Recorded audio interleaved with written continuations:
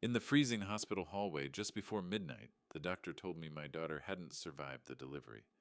I was still trying to hold myself upright after learning she was gone, when my son-in-law leaned toward his mother and murmured, "File the paperwork before Friday.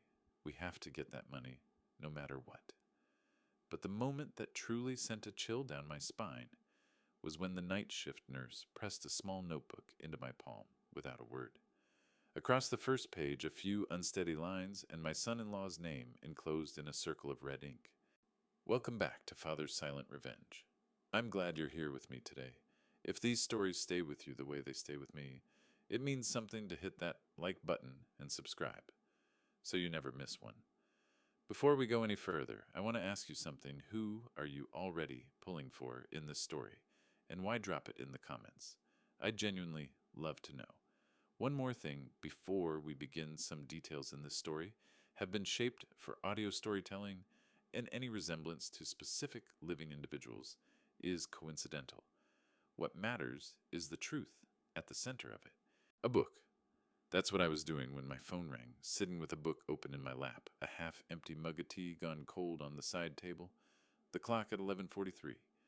It was the last mundane thing I can place. Then a Charlotte number I didn't know lit up my screen, and whatever life I'd been quietly inhabiting came apart somewhere around page 174. The person on the other end spoke with the measured evenness that hospital staff develop over years. Not coldness, just the trained steadiness of someone who has delivered unbearable things before. That steadiness was the only mercy in it. Marin Callahan Dre, emergency surgical procedure. Please come to Caldwell Regional Medical Center as soon as you're able. Shoes. I have no memory of putting them on. What I remember is gripping a steering wheel that felt like ice. I ran a red light on Providence Road and didn't give it a thought. When I pushed through the hospital's third-floor corridor at 11:57 outside the surgical suite, I found I wasn't the first to arrive. Garrett was already there, and Lorena beside him, and a woman named Audra, whom I'd met exactly once at some birthday dinner 2 years prior, introduced as a college friend of Garrett's. I had never fully bought that. The three of them were arranged in the hallway in a way that set something off in me before I had words for it. They weren't pacing. They weren't undone the way terrified people come undone. They stood close together and still, like a group that had already talked it through and landed somewhere before I ever walked in. Garrett heard the elevator and turned. Jerry. He came to me fast and gripped my arm. The grip was firm, deliberate. She's still in surgery. They told us they'd update us soon. What happened? I asked. What went wrong? They're not sure yet. Something with the delivery. He delivered it the way you'd describe a delayed flight. His eyes were dry. I found a chair against the wall and lowered myself into it. Lorena said something designed to sound gentle, and I let it wash over me without absorbing a word.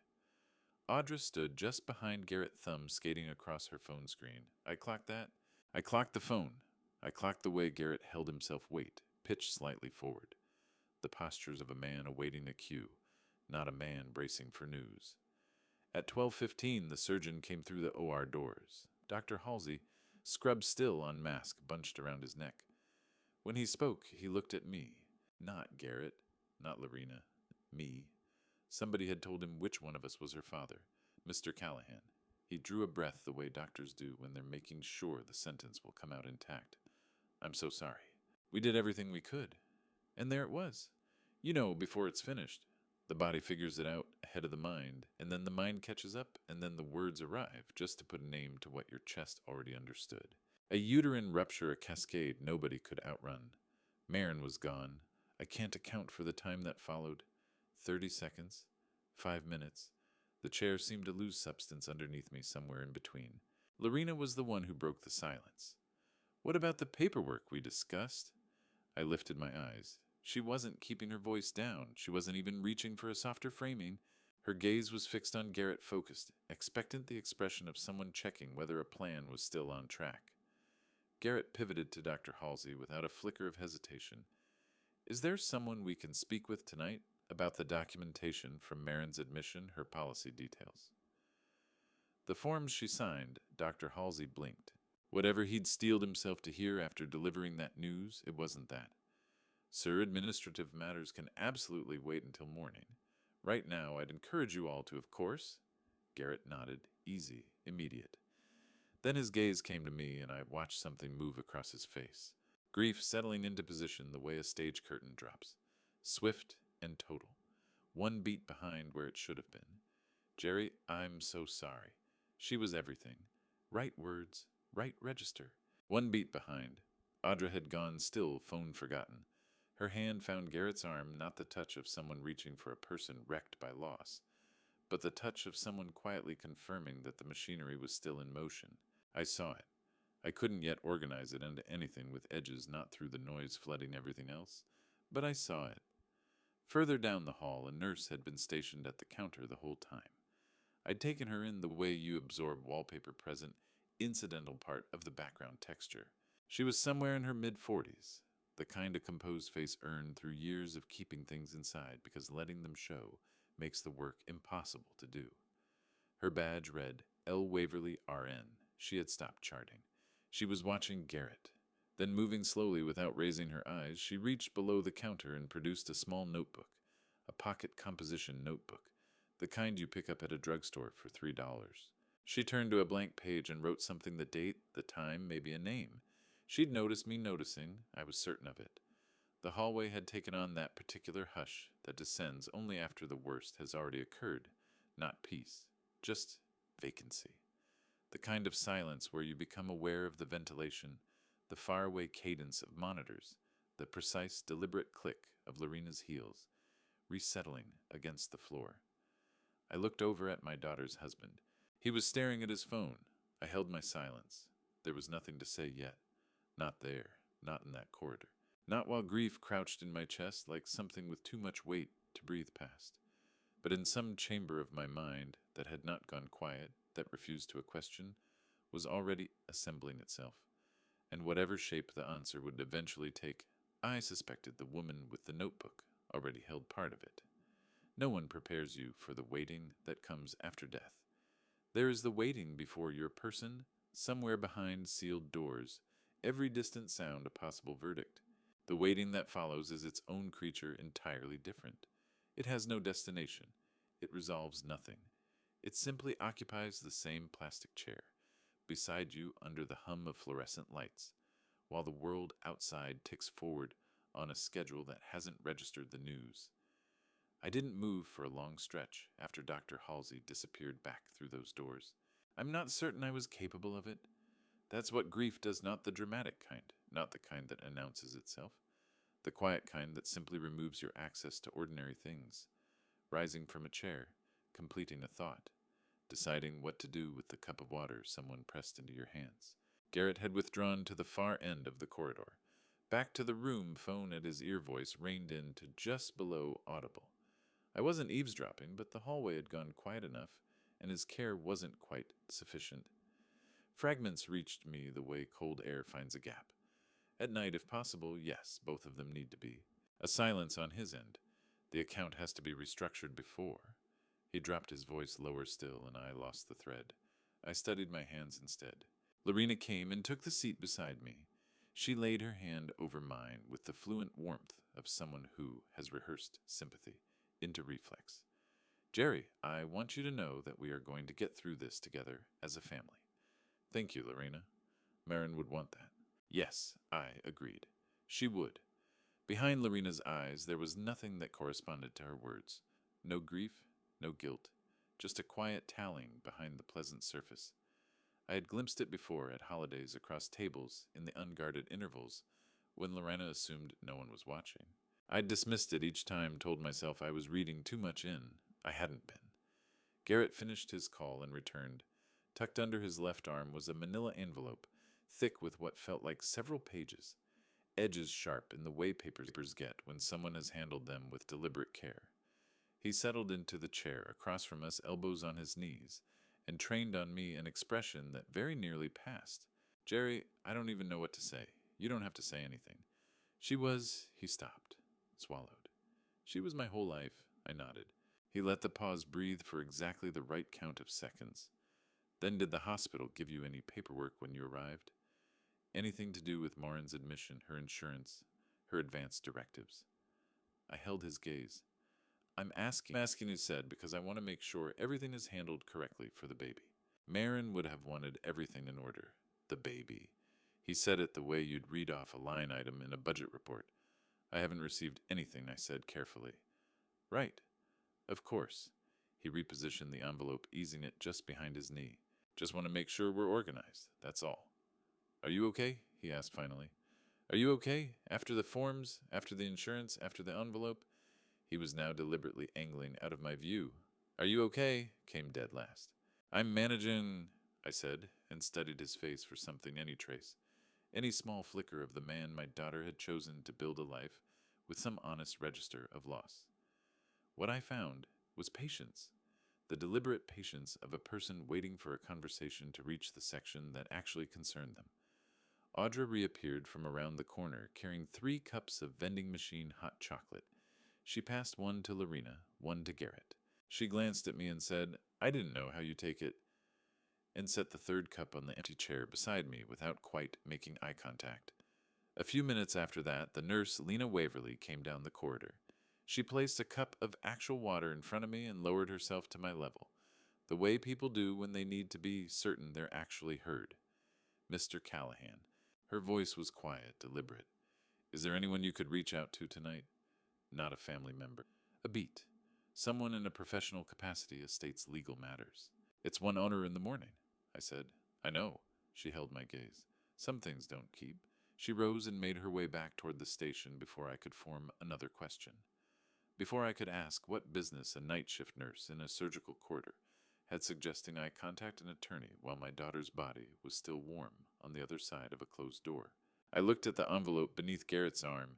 He'd moved it again the moment Lena came over, drawn it further behind him the way you nudge something out of frame when you don't want it caught in the picture. A small automatic motion, the kind a person makes without thinking, which is precisely when you see what they're actually made of. I cataloged it, all of it. The phone call, the paperwork question, the envelope, Lena's 4 words. I didn't yet know what I was assembling, but something in me recognized that assembling had to begin. At some point, I understood I had to leave that hallway, not the building that was beyond me. I couldn't have walked out of the place where Marin had last been alive. Not yet. But the fluorescent lights, the plastic chairs, the low murmur of Lorena's voice in the corner. With Garrett, it had all begun pressing against the inside of my head. If I remained there another hour, I was going to say something I couldn't retrieve. So I got to my feet, told no one where I was headed, and walked to the elevator. The parking garage held the particular cold of concrete structures at 2 in the morning. Not the cutting cold of open air, but a still settled cold that rises through the floor and finds its way into your shoes. My car was where I'd left it an hour and a half before, though it felt like it belonged to a different decade of my life. I got in, shut the door, and didn't touch the ignition. Grief, I've come to understand, looks nothing like you expect.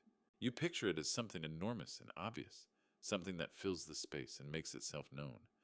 What I experienced in that garage was quieter, more disorienting. Not a wave, but the moment after the wave, when the water has retreated and the ground beneath you no longer quite feels like ground. Everything around me still held its familiar shape. It had just stopped meaning what it used to mean. I found myself thinking about the last time I'd seen her 3 Sundays ago. She'd come for lunch, the 2 of us, the way we'd done every few weeks since her mother left when Marin was 11. She'd been tired, carrying the late weight of a 3rd trimester pregnancy, moving with the deliberate care of someone whose body is doing something immense. We ate on the back porch. She rested both hands on her belly, the way you cradle something you're terrified of dropping. I asked if she was all right. She said, I think so, Daddy. I think so. I should have pressed further. I didn't press. And then without any decision on my part, I was somewhere else entirely. Standing on the pavement outside Pinecroft Elementary School on a Tuesday morning in September 23rd, years ago. That particular first day sharpness in the air, cool enough for jackets not yet cold, the leaves just beginning to consider turning. Marin was 6. She had a backpack with a red owl on it that she'd insisted on, and her hair was in 2 braids that I'd spent 45 minutes the night before learning from an internet video. She gripped my hand the whole way from the car to the front entrance, the hold of someone clutching something they can't afford to lose. At the door, she stopped. Don't let go, Daddy, she said. I won't, I told her. and I meant it in every sense a person is capable of meaning something. She went through the door. I stood on that pavement longer than I needed to, and then I let go because that's the nature of the whole endeavor. You hold on long enough that they can walk through the door on their own. I turned that over in my mind sitting in that garage. Whether I'd held on long enough, whether the letting go had happened at the right moment, in the right way, or whether somewhere along the line I'd done it wrong and simply hadn't realized it until now. I took out my phone. Her contact was still there. It would be for a long time before I'd managed to do anything about that. I pressed call, not expecting an answer, only needing to hear it. 1 ring. 2. Hey, you've reached Marin. I'm probably in the middle of something. Leave a message and I'll get back to you when I surface. I played it 3 times. 4. The 5th time I shut my eyes and let her voice simply exist in the dark, familiar, and unhurried, and present in the only way it could be now. I didn't leave a message. What was there to say? I sat with the phone resting in my lap and watched a delivery truck work its way slowly through the far end of the garage, headlights dragging across the concrete pillars. And I was so completely enclosed in my own grief that I almost failed to notice the figure who emerged near the stairwell door. Garrett. Phone to his ear, moving slowly, head angled down. He hadn't spotted me. My car sat in shadow engine, silent, nothing to indicate anyone was inside. I went perfectly still. The deadline is still Friday, he said. His voice moved through the concrete, quiet flat and unobstructed. If the court opens at 8:30, we need to be there before that. First thing. A pause. He decelerated, stopped, worked a hand through his hair. I know, but the baby, that changes the timeline. We have to account for the additional, another pause longer. No, I understand. Just make sure everything is ready. He ended the call. He stood for a moment, eyes on the floor. Then he straightened his jacket, turned, and passed back through the stairwell door. It closed behind him with a sound like a period. I remained in the dark for what felt like a long stretch. The baby, he'd spoken it like a variable in an equation, something to be factored in and adjusted around an item on a timeline that had a Friday deadline. The same phrasing he'd used up in the hallway, the same toneless managerial quality, not a life-a-line item. But Marin had been pregnant. A child existed. And whatever Garrett was racing to file before Friday morning, whatever was inside that envelope, whatever conversations he was conducting in parking garages at 2 a.m, while I sat 10 feet away in the dark, it all connected to that child. I stepped out of the car.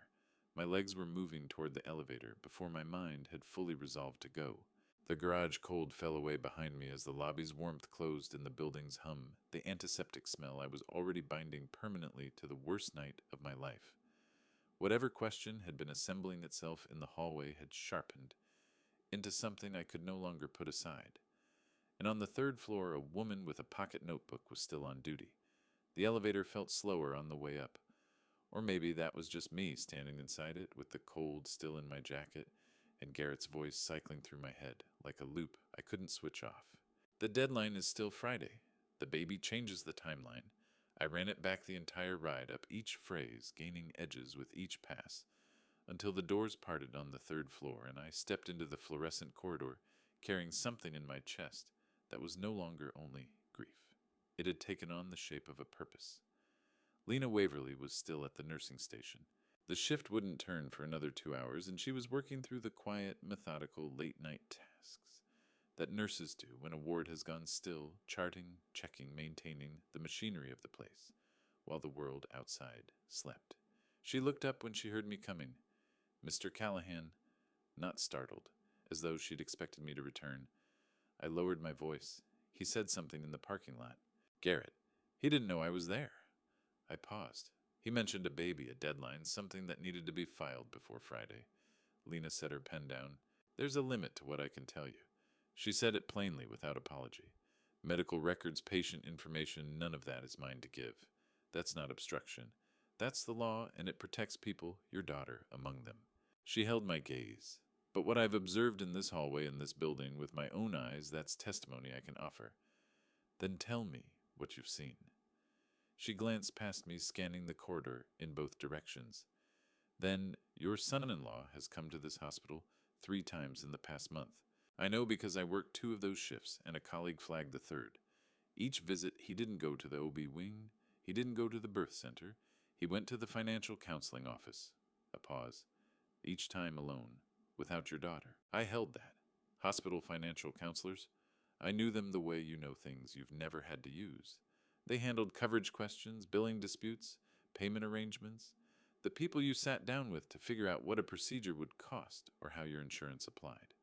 They were not by any logic I could construct people a husband visited repeatedly while his pregnant wife attended prenatal appointments on another floor. Did he give a reason? I don't know what he told them. That office isn't my department. She checked the corridor again, but there's something you need to see. She tilted her head toward the far end of the hall. The administrative wing sat beyond a long stretch of corridor and a set of glass-paneled doors. Through the glass, the admin corridor was lit, and at the after-hours service window, I could see Garrett. He was leaning across the counter, pushing papers toward a woman in scrubs. Whatever he was saying it quickly. I moved toward the glass doors. Lena's hand came up, not restraining, just present. You can't go in right now. Wait. I waited. 4 minutes, roughly. Garrett gathered what had been returned to him, tucked it under his arm, the same manila envelope, or a new one I couldn't say, and turned from the counter without looking back. He took the stairwell door at the far end. Gone. Lena looked at me. Go ask her what he wanted. The woman at the after-hours desk appeared to be in her early 30s. Her name badge reading P. Scarrow Administrative Services. She looked up as I entered, and I could see from her face that she was already measuring how much she'd say before I'd spoken a word. I'm Gerald Callahan. Marin Callahan Dre was my daughter. The man who just left Garrett Dre is her husband. She passed away tonight. I let the silence sit for a moment. I need to understand what he just submitted. Pamela Scarrow looked at the counter, then back at me. She was quiet long enough that I thought she'd decided to say nothing. Then he didn't file it through the hospital. He used his attorney's emergency e-filing account and asked us to fax supporting hospital documents to counsel.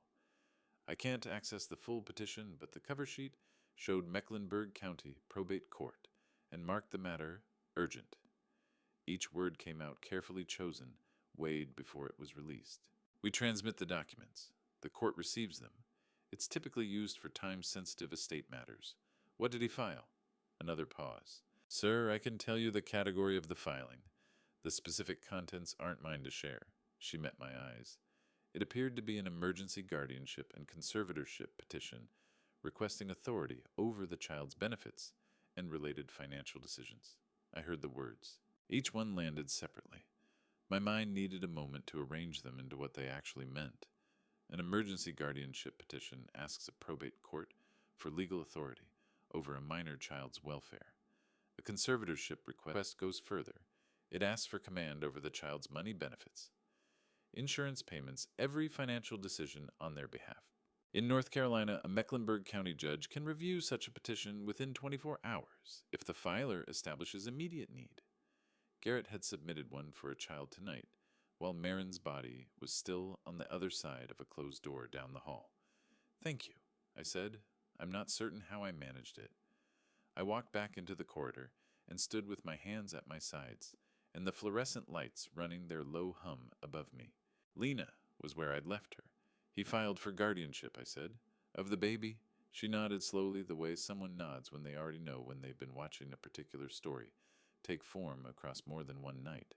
Lena, I looked directly at her. What baby Marin's? I stopped. Reorganized. What exactly is he filing guardianship over? She held my gaze for a long moment. Something moved through her expression. Not hesitation, but the careful reckoning of someone gauging how much weight a person can absorb at one time. Mr. Callahan, she said quietly, I think you should sit down.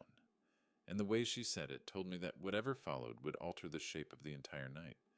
I sat. Lena drew a chair from behind the station and placed it across from me, close enough that a murmur would carry.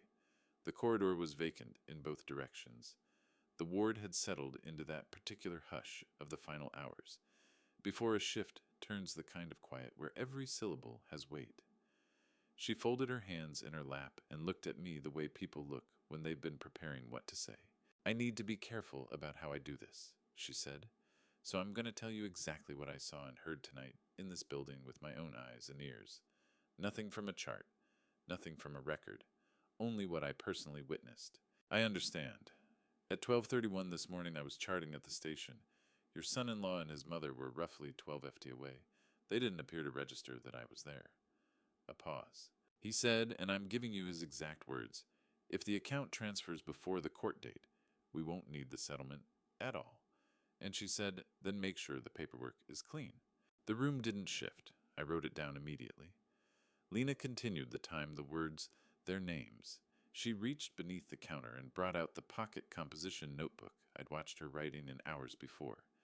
She opened it to a page and turned it toward me, 2 lines time-stamped. Her handwriting was steady and legible. At the bottom, her full name and credentials. Lena A. Waverly, R.N.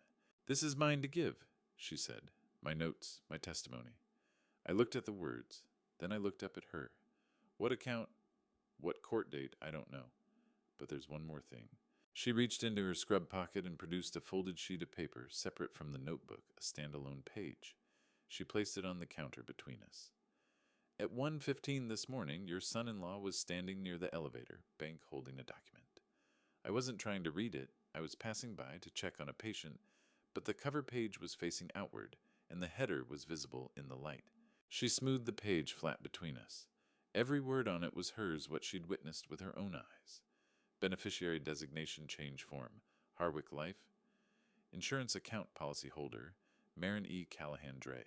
I read it through twice, then a third time. I understood what a beneficiary designation form was the way most people understand things.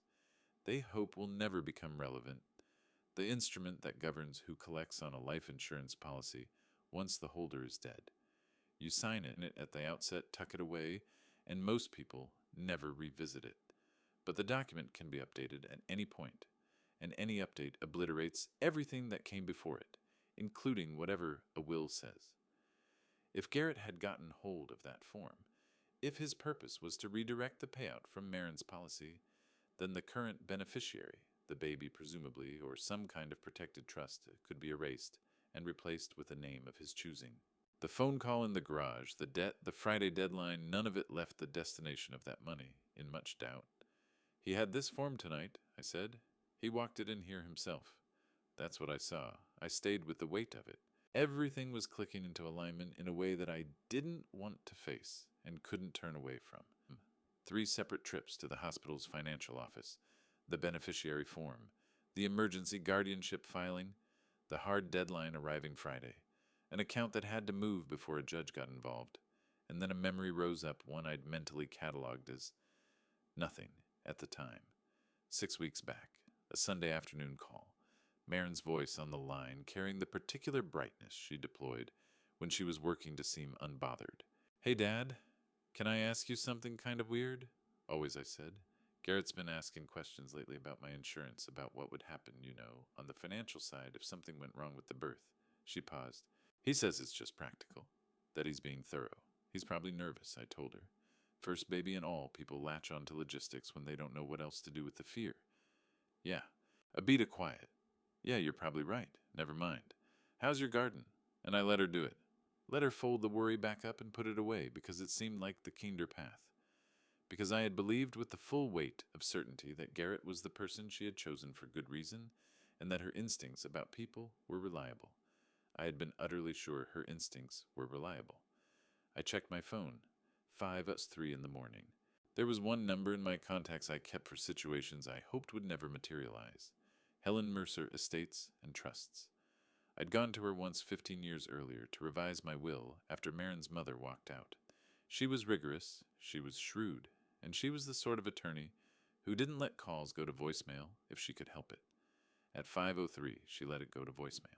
I left a message, brief, my name, my daughter's name, the word emergency. Tonight. Please call. I set the phone on the counter and turned back to Lena. Is there anything more? I asked. Not that it's mine to say, she replied. But I'll tell you this. She drew the notebook shut. 19 years in this profession, I have watched people come apart in every way a person can come apart inside a hospital. I know what genuine devastation looks like in a human face. She held my eyes. That is not what I observed in your son-in-law tonight. Something else was present. I believed you deserved to know. We let the silence hold for a stretch after that. The hospital continued its low operations around us, a cart rolling somewhere unseen, the thin pulse of a monitor, the ventilation running its quiet, thankless circuit. Through the windows at the hallway's end, the blackness outside had started to soften. At 5:47, the phone vibrated. Helen Mercer. I had it to my ear before the second ring finished. Jerry. Alert, her voice sharp and awake in a way that meant she'd been up for some time already. I'm so sorry about Marin. I saw the missed call and she stopped herself. Actually, I've been expecting to hear from you. The way she said that last part sent something cold across my skin. Helen, I said, what do you already know? She didn't come back immediately. That gap, that was the thing I noticed first. Not the pause of someone reaching for the answer. The pause of someone choosing where to enter. 6 weeks ago, Helen said your daughter walked into my office by herself. She gave Garrett no warning and asked me explicitly to keep the visit from him. Another pause. She wanted revisions to her estate planning and she wanted a trust put in place for the baby.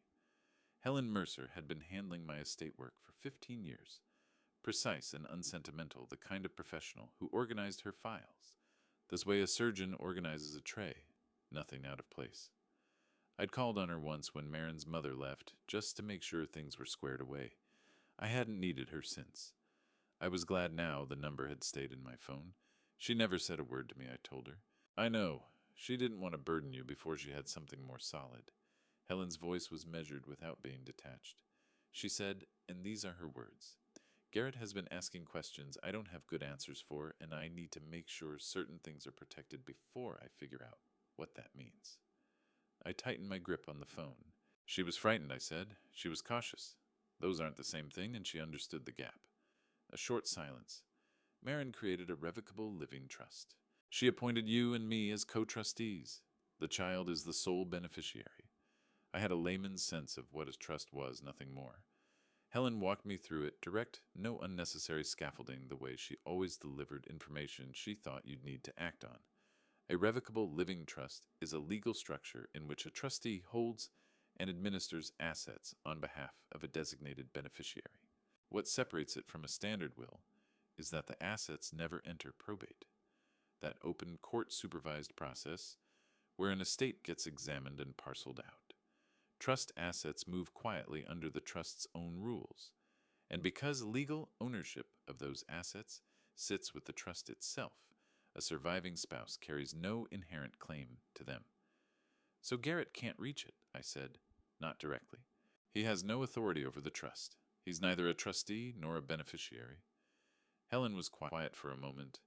But here's what you have to grasp. A man who wins legal guardianship over a minor child, named as that trust's beneficiary, can go before the probate court and petition for funds to be dispersed for the child's needs, for care, for housing, for schooling. Judges sign off on these routinely when the stated expenses are genuine. But when they're not genuine, the mechanism becomes a vehicle for draining a protected account behind the shield of parental duty. Her voice stayed flat. It had no reason to change. The trust holds Marin's life insurance $500,000, her investment account roughly $240,000, and an ownership stake in the marital home that she'd held in her own name before the marriage. Total somewhere around $840,000. I sat in the humming fluorescent stillness of the corridor and let that number settle. Guardianship was the key, I said. He needed guardianship to appear legitimate, and conservatorship to petition his way into the funds. And he needed Marin out of the picture before you or I could move to block any of it. Neither of us spoke for a moment. Helen, I said, and I had to work to get the word out, past something solid in my chest. She came to you 6 weeks ago.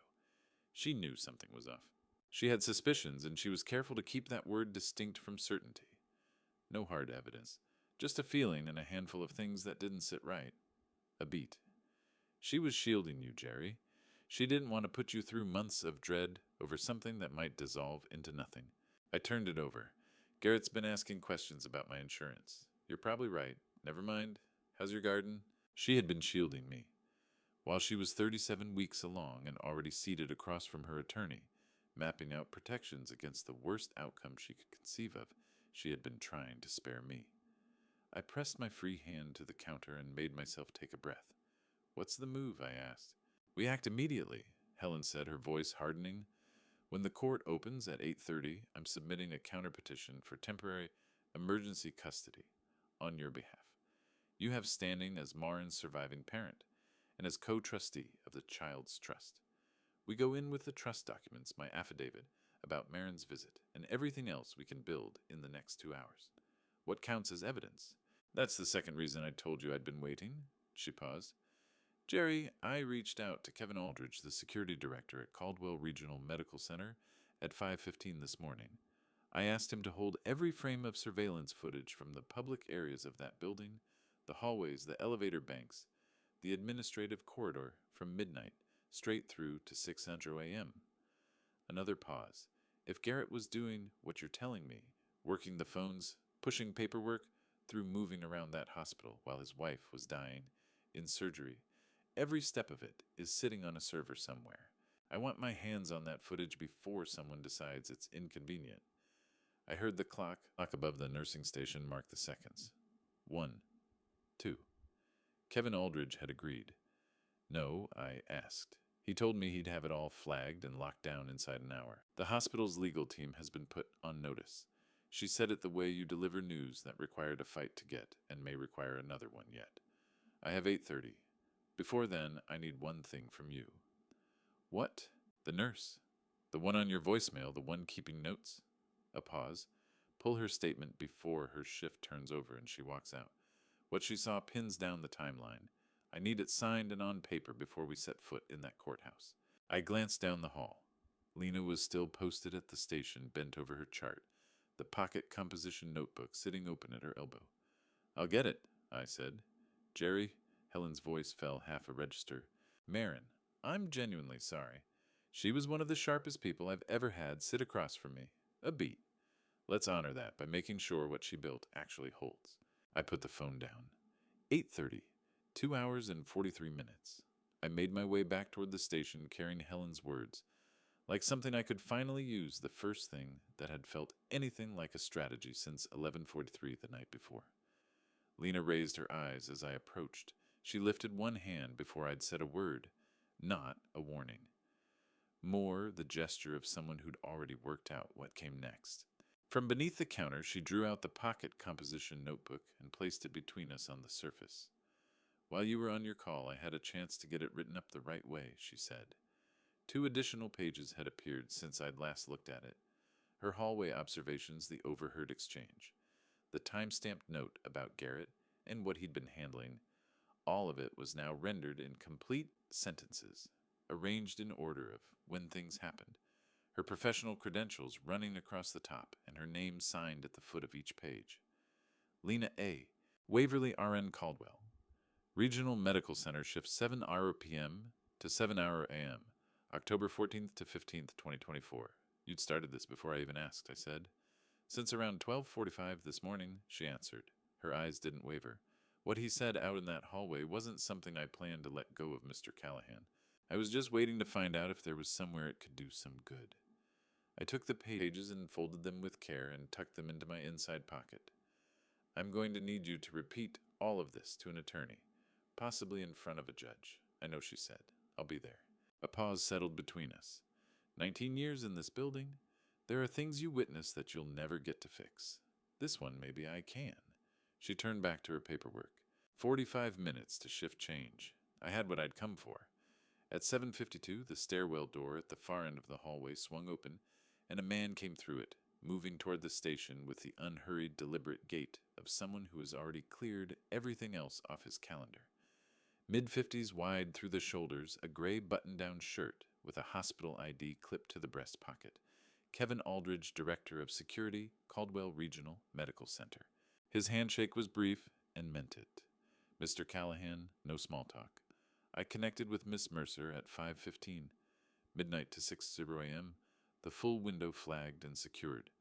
Third-floor corridor cameras, both elevator banks, the Administrative Services Hall. Untouched, nothing removed. My team has it under lock. What's on it, I asked. He produced his phone and tilted the screen so I could see.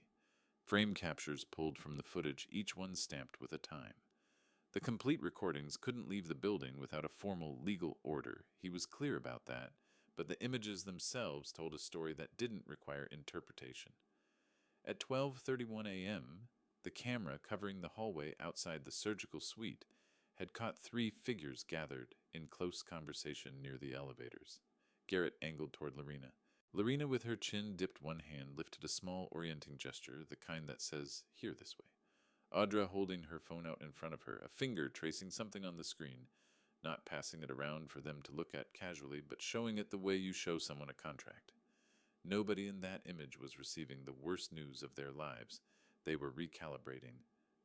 At 1:10 a.m., the elevator camera caught Garrett as the doors opened on the parking level. His phone was already at his ear before he'd cleared the threshold. He stayed down in the garage. The timestamp put him there for 11 minutes straight. Then the elevator brought him back. At 2:19 a.m., footage from the administrative corridor had him standing at the after-hours service window. An exchange of papers across the counter.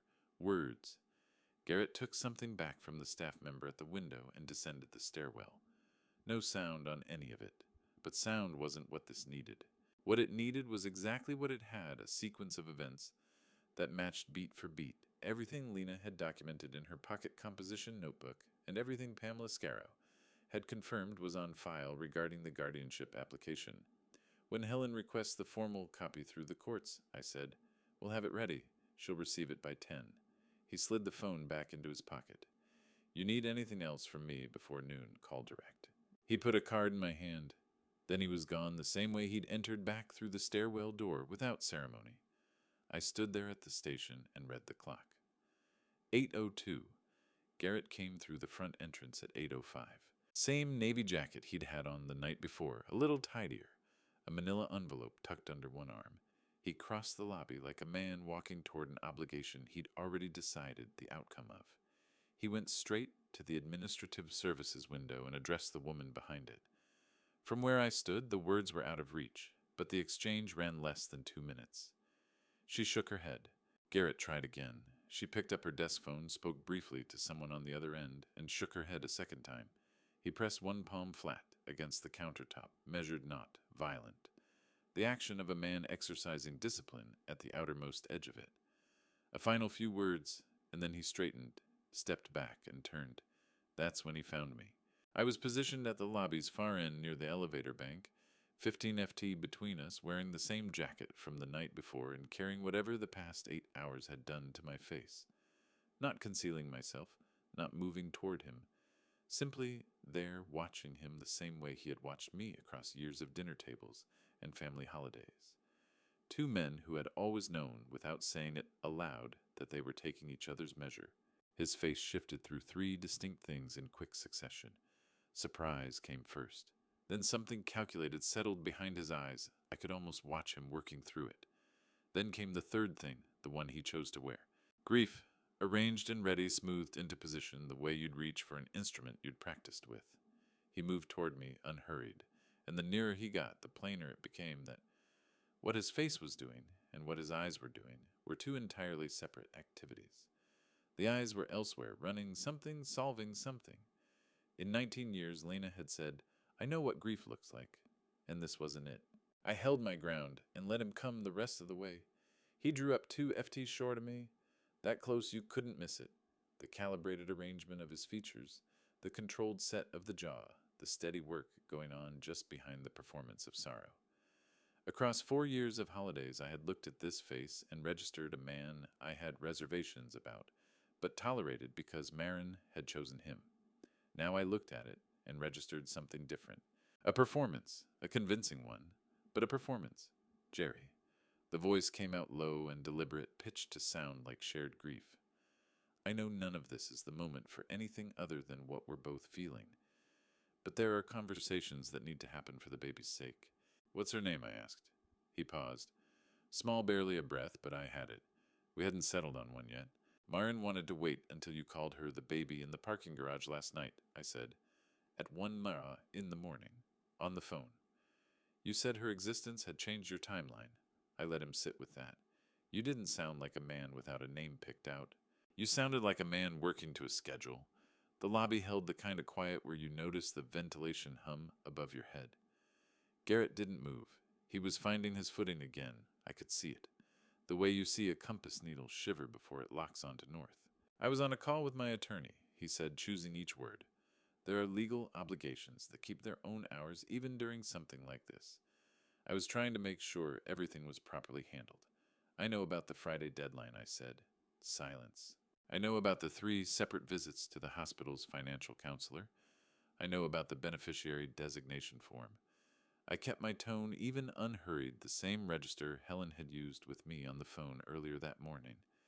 And I know you filed an emergency guardianship petition at Mecklenburg County Probate Court at 2 Zatra in the morning while my daughter's body was still warm. Garrett held my eyes for a long moment. Then something behind them went flat and deliberate, the way a room goes when someone shuts a door from the inside.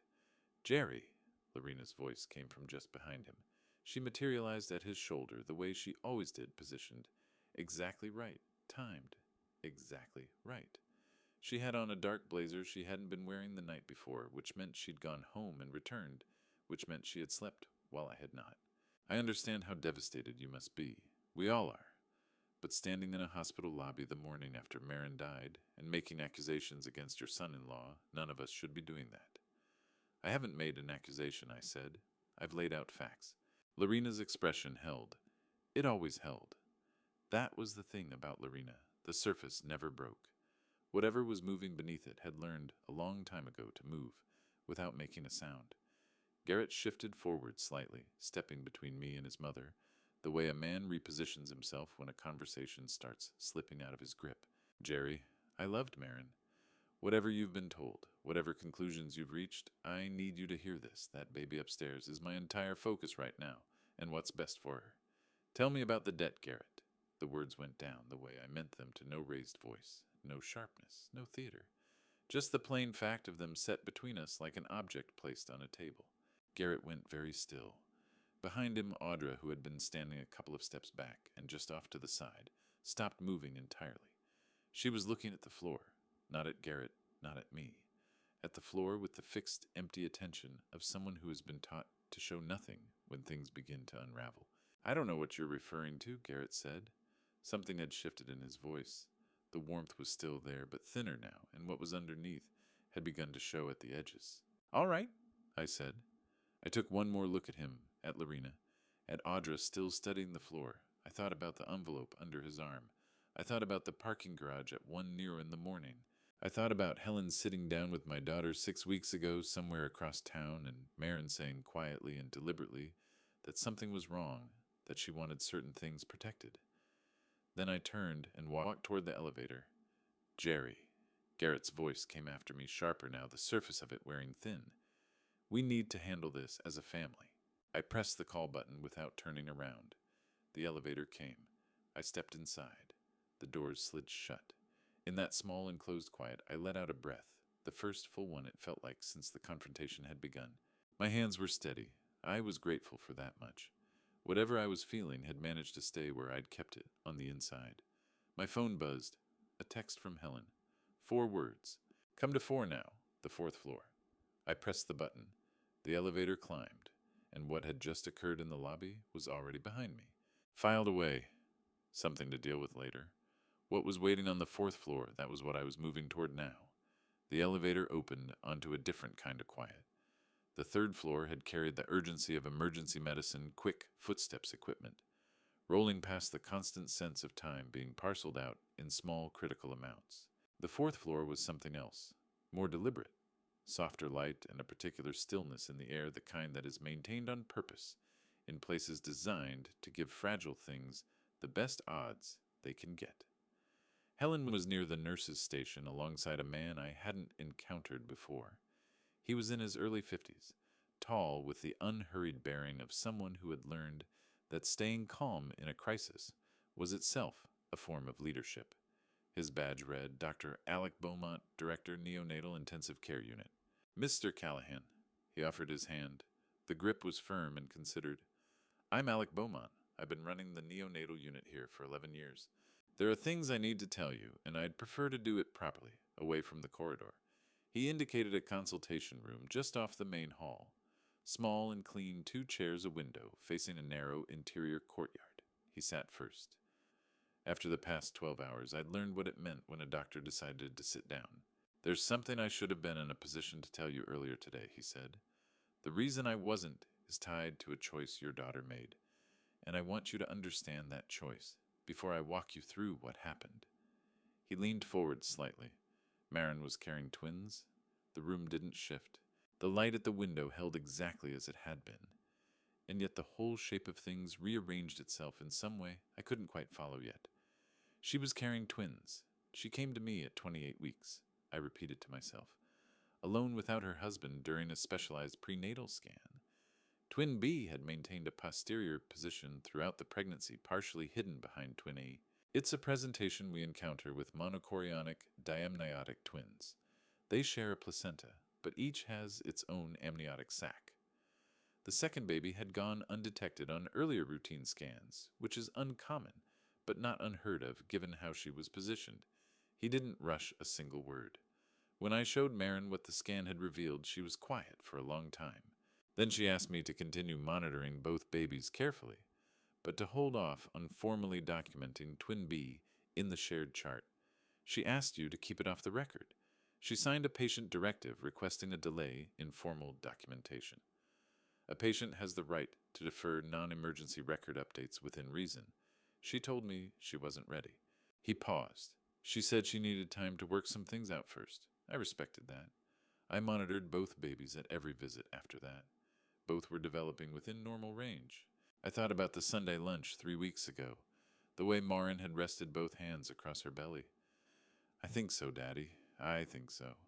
She hadn't been carrying one child that afternoon. She'd been carrying two, and she had known something was wrong with Garrett, and she had been doing the only thing she could think to do, protecting both of them alone, in the only way available to her. She was keeping the second baby out of reach, I said quietly. Dr. Beaumont held my gaze. That's not a conclusion I'm able to draw in any professional capacity, but I can tell you she was deliberate in every decision she made, and she was not someone who acted without thinking it through first. Helen placed her hand briefly on my arm, then withdrew it. I looked at Dr. Beaumont. What happened during the procedure? The emergency C-section was initiated once Marin's condition deteriorated rapidly. Both babies were delivered during the procedure. He paused, and I felt the weight of that pause before I understood what it carried. Twin A did not survive. She was delivered first. The complications that had already taken hold were too far advanced. His voice didn't break, but it quieted by a fraction. Twin B was delivered successfully. She required immediate NICU support, but she was breathing on her own. She has been stable since 4:47 this morning. The room was absolutely still. 1-2. The numbers settled into a new arrangement. One child lost, one child alive, and my daughter gone. Can I see her? I asked. Dr. Beaumont rose from his chair. That's exactly why I brought you up here. He walked me down the corridor to a wide observation window. On the other side of the glass, a row of isolettes, clear enclosures with all the equipment survival requires attached to each one. He stopped at the third from the left. She was smaller than anything I had prepared myself for, smaller than I had known how to imagine.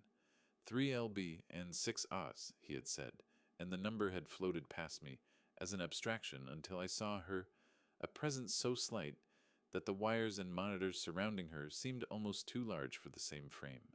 She was wrapped and capped, and breathing steadily, deliberately, with the focused effort of someone who had made up her mind very early that this was not going to be where her story ended. I pressed my hand to the glass. I don't know how much time passed.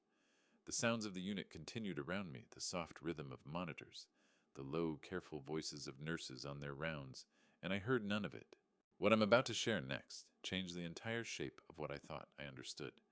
There's a moment in every one of these situations where you realize the person standing in front of you knew far more than they were letting on, and had known it for a long time. Before we get there, tell me if you suspected someone close to you was working against you in silence. Would you confront them the moment you knew, or would you wait until you had everything you needed? She had Marin's nose. I was sure of it. That particular slight upturn at the tip, the one I'd watched my daughter carry since the morning she was born. I was sure of it the way you can be sure of something before you have any evidence to stand on. Does Garrett know? I asked. Dr. Beaumont answered without hesitation. He was notified at 9:47 this morning. We're obligated to inform next of kin. 9:47. I worked the timeline backward. I had been downstairs in the lobby facing Garrett at 10:30. He had known about this baby for more than half an hour before he crossed that lobby toward me. Helen, I said, without pulling my hand from the glass. He filed an amended guardianship petition at 10:08. Her voice stayed level. 21 minutes after being told she existed before you knew. My hand stayed on the glass. 21 minutes. While I'd been upstairs with Kevin Aldridge going over camera stills from the third floor, Garrett had been at a window downstairs adding a child he'd never laid eyes on to a legal filing. She was breathing steady and real and impossibly present. And somewhere below me in that building, the man who had filed for her, before he'd ever seen her face, was already running low on time. Helen was heading back toward the consultation room before my hand left the glass. "Come sit down," she said. "All of it, I want you to understand all of it." The room was the kind they kept on every floor. Small table, 4 chairs, a box of tissues on the windowsill that nobody reached for until they had to. I sat across from her. Dr. Beaumont stayed near the door, arms folded with the quiet authority of a man who had made room in his day for exactly this conversation. "You understand the basic shape of the trust," Helen began, "but I want to take you through what Garrett would actually need to do to get at it, so you can see the full picture. Go ahead. The trust names you and me as co-trustees. We manage the assets on behalf of the beneficiary Iris. Neither of us can act alone. Any distributions require both of us to agree, and each one has to serve the beneficiary's direct interest. Garrett, as Marin's surviving spouse, has no automatic claim on the trust assets. They're not part of Marin's probate estate. They sit outside it under the trust's own terms, so he can't reach them directly." "Yes." But she pressed her hands flat on the table. "If Garrett secures legal guardianship and conservatorship over Iris, he gains something specific, the standing to make care decisions and to petition the probate court for financial distributions on her behalf.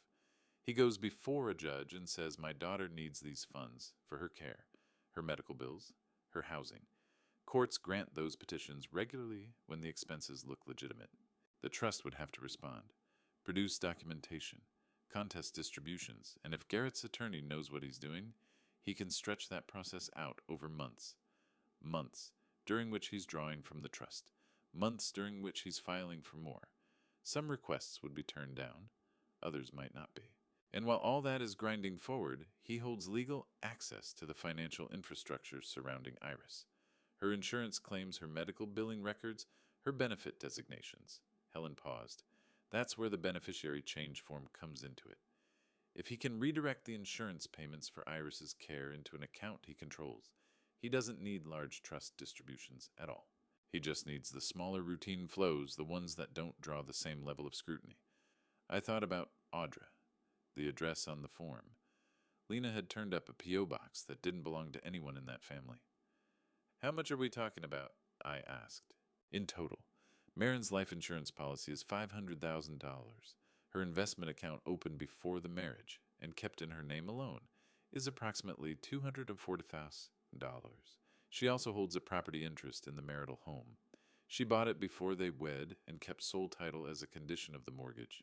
That interest is valued at roughly $100,000, possibly higher, depending on where the market sits."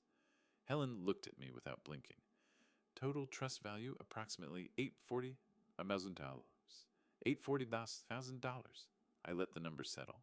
"There's one more piece," Helen said, and something in her tone made me pay closer attention. "I pulled Garrett's public court records this morning. Civil judgments in North Carolina are filed with the clerk of the Superior Court and are part of the public record. Anyone can look them up." She opened the folder in front of her. "Garrett has a civil judgment filed against him. Filed September 12th, 2024. Creditor Meridian Capital Holdings. Amount $290,000. I knew what a civil judgment meant, in the broad sense, a court's formal finding that someone owes a debt. Unlike a criminal conviction, it carries no prison time, but it has reach. A creditor holding a judgment can garnish wages, seize bank accounts, attach property, and in North Carolina, a civil judgment becomes enforceable immediately upon filing, unless the debtor posts a bond or files an appeal." "The court date?" I asked.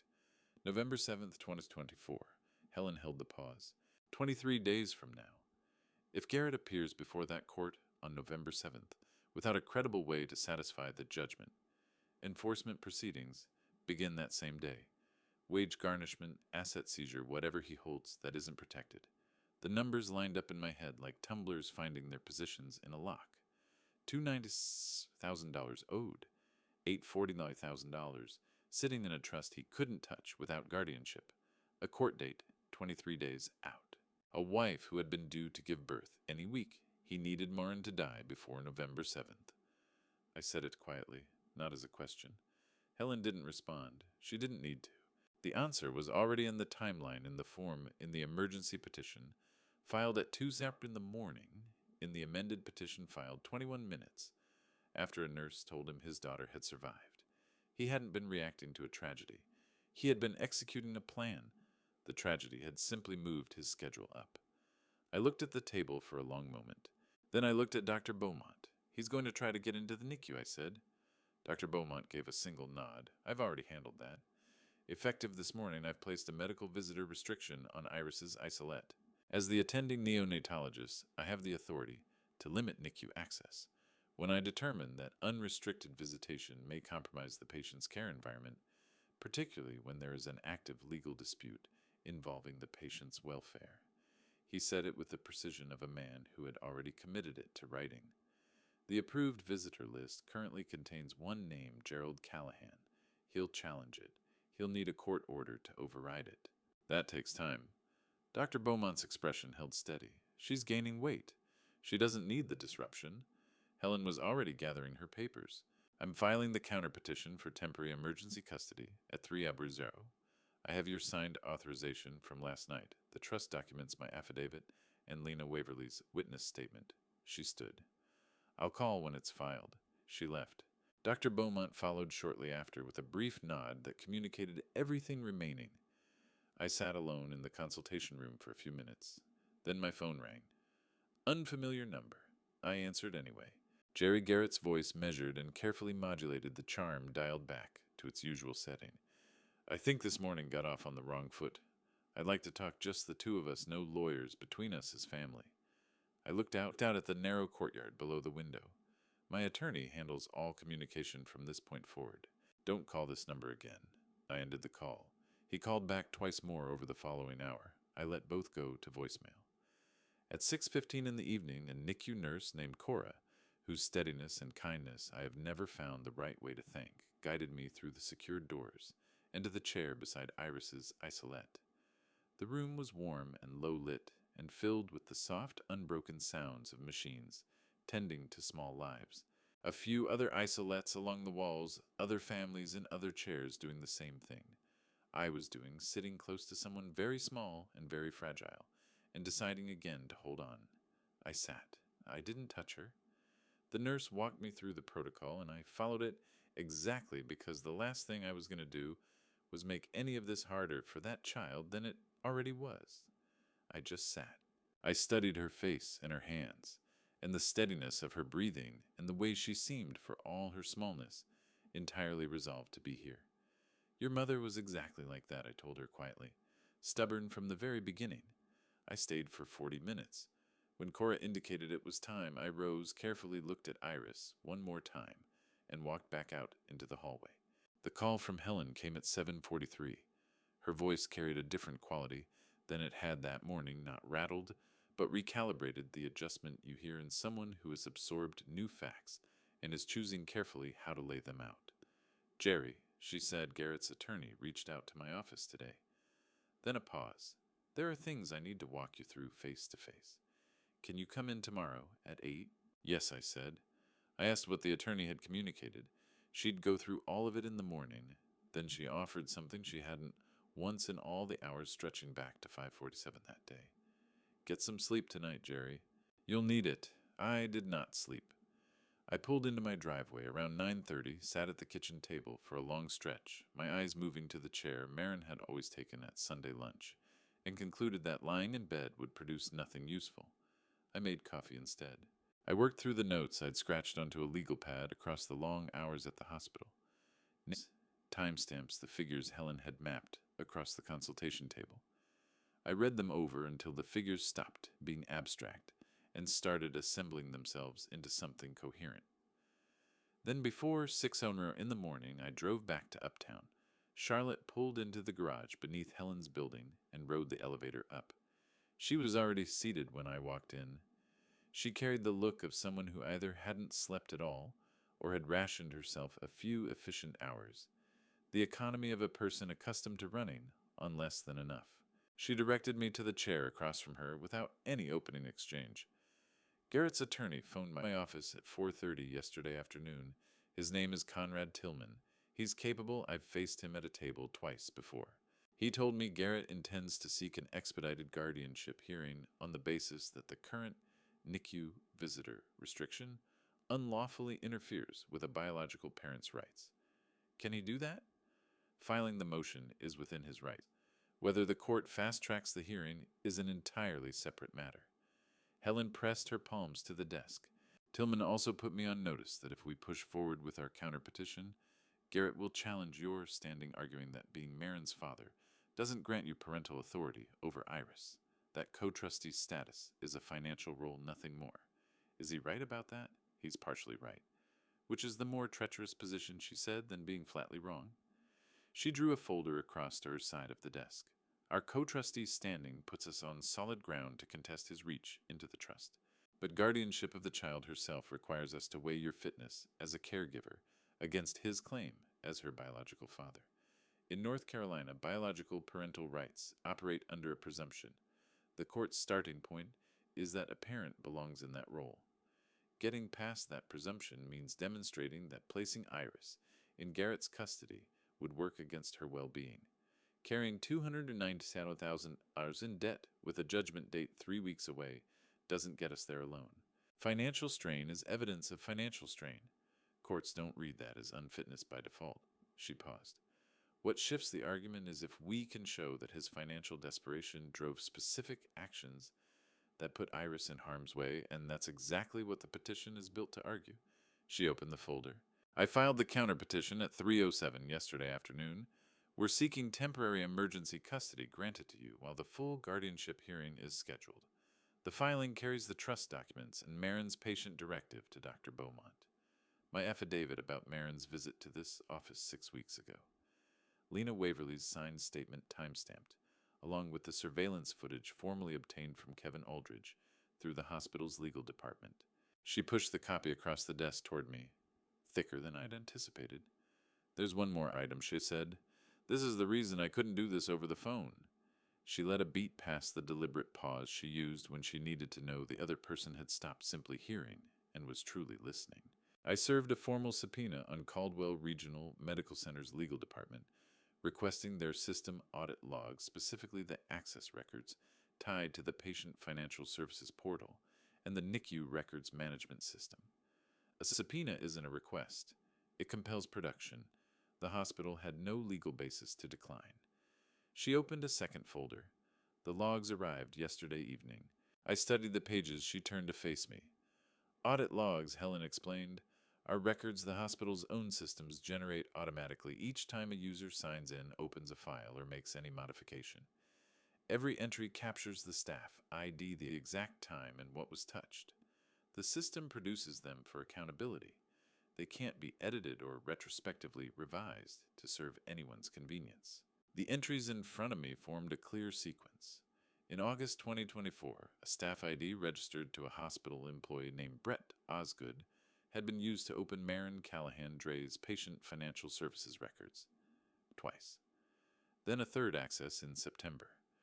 According to the personnel directory, Brett Osgood was a financial counselor in patient services, the same department Garrett had visited 3 times. He's the man on the inside, I said. He pulled financial information for Garrett that Garrett had no right to. Helen said it plainly, Marin's life insurance details. Beneficiary account information precisely. The data that would tell someone what the full picture was worth and how to position themselves to collect it. Can you establish they were working together? The hospital's records show 3 in-person consultations logged between Garrett Dre and Brett Osgood, entered as routine family financial counseling. Except Marin was absent from everyone and nothing in the records points to any billing or coverage question that would have required those meetings. She paused. And there's a final entry. She turned the page. At 3:22 a.m. on October 15th, the night Marin died, before any attending outside the surgical suite had formally documented, the surviving twin Osgood staff ID was used to access the NICU records management system through a supervisory override code, one he had no authorization to use. He had opened the file tied to Iris's admission. He was inside that system before I even knew she was alive. Yes, I said. I leaned back. Garrett had known about the twins since August at the earliest. He'd maintained a contact inside the hospital who could watch Marin's records as events unfolded. He'd known that a second surviving child would double the insurance figure. He'd known about the trust, or guessed enough of it, and he'd been methodically positioning himself for months. What becomes of Osgood? I asked. The hospital moved him to administrative leave yesterday evening and opened a formal internal review. The audit log has also gone to the North Carolina Department of Insurance.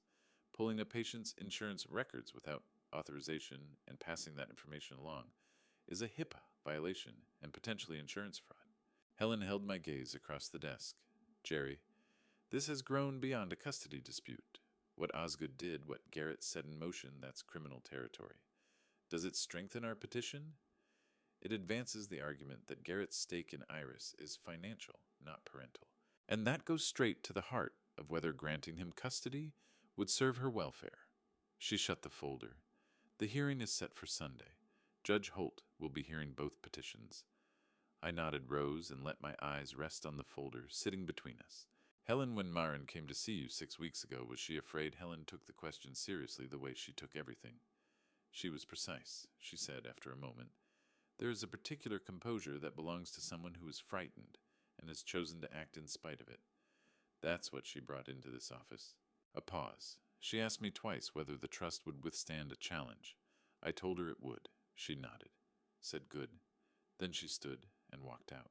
I went down into the Charlotte morning, holding that picture in my mind, my daughter, 37 weeks pregnant, seated across from her attorney, methodically ensuring that certain protections would hold. That evening, Cora walked me back into the NICU to sit with Iris again. She was off supplemental oxygen. Her weight had climbed 11 grams since the morning check. Small numbers. To me, they were enormous. I sat next to the isolette and talked to her about her mother. Not the hard parts, not yet. The Sunday lunches. The backpack with the red owl on it that she'd insisted on. The way Marin would start laughing at her own punchline before the joke was even finished. She had enough stubborn in her for both of you, I told her. You come by it honestly. At 6:14 in the morning on October 17th, my phone went off on the nightstand. A text from Lena Waverly. 4 words. Check your email now. My hand was moving toward the phone before I was properly awake. Whatever the hour, whatever 3 days of accumulated weight still pressed down on me, Lena Waverly did not send messages before sunrise without cause.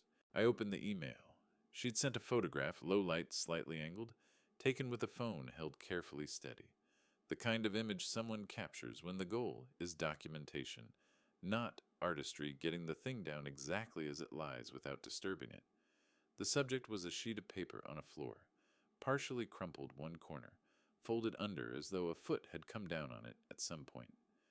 Near the bottom of the frame, the baseboard of a wall, and the edge of what I knew to be the family consultation room door on the 3rd floor. The center of the page had been smoothed enough to read the header. Caldwell Regional Medical Center Patient Benefit Services. Change of address. Benefit payment recipient. Below it, partly legible through the creases, a name Audra Fenby. And beneath that, a P.O. box with a zip code. I was nearly certain had never appeared in any address I'd connected to Garrett or anyone in his circle. Lena had written one line beneath the photo. I found it on the floor near the consultation room door this morning. I didn't disturb it. I took the photograph first. I dialed her right away. She picked up on the second ring. Still on shift, she said, voice low. A few minutes is all I have. The form, I said. How did it end up on the floor? My best guess, it slipped out of someone's bag or folder when they stepped out of that room. The edge was just inside the doorway, like the door caught it when it swung outward. She paused. The way it looked, it had been folded into quarters, and then come partly open, like something that had been tucked away and worked itself loose. When did this happen? Sometime between midnight and 6 Homer Mouse. This morning. I went through that hallway at the end of my previous shift. Nothing was there. So someone had entered that consultation room between midnight and 6 on the morning of October 17th. Someone carrying a document with Audra Fenby's name on it. I'm on my way in, I said. I reached the hospital by 7:30.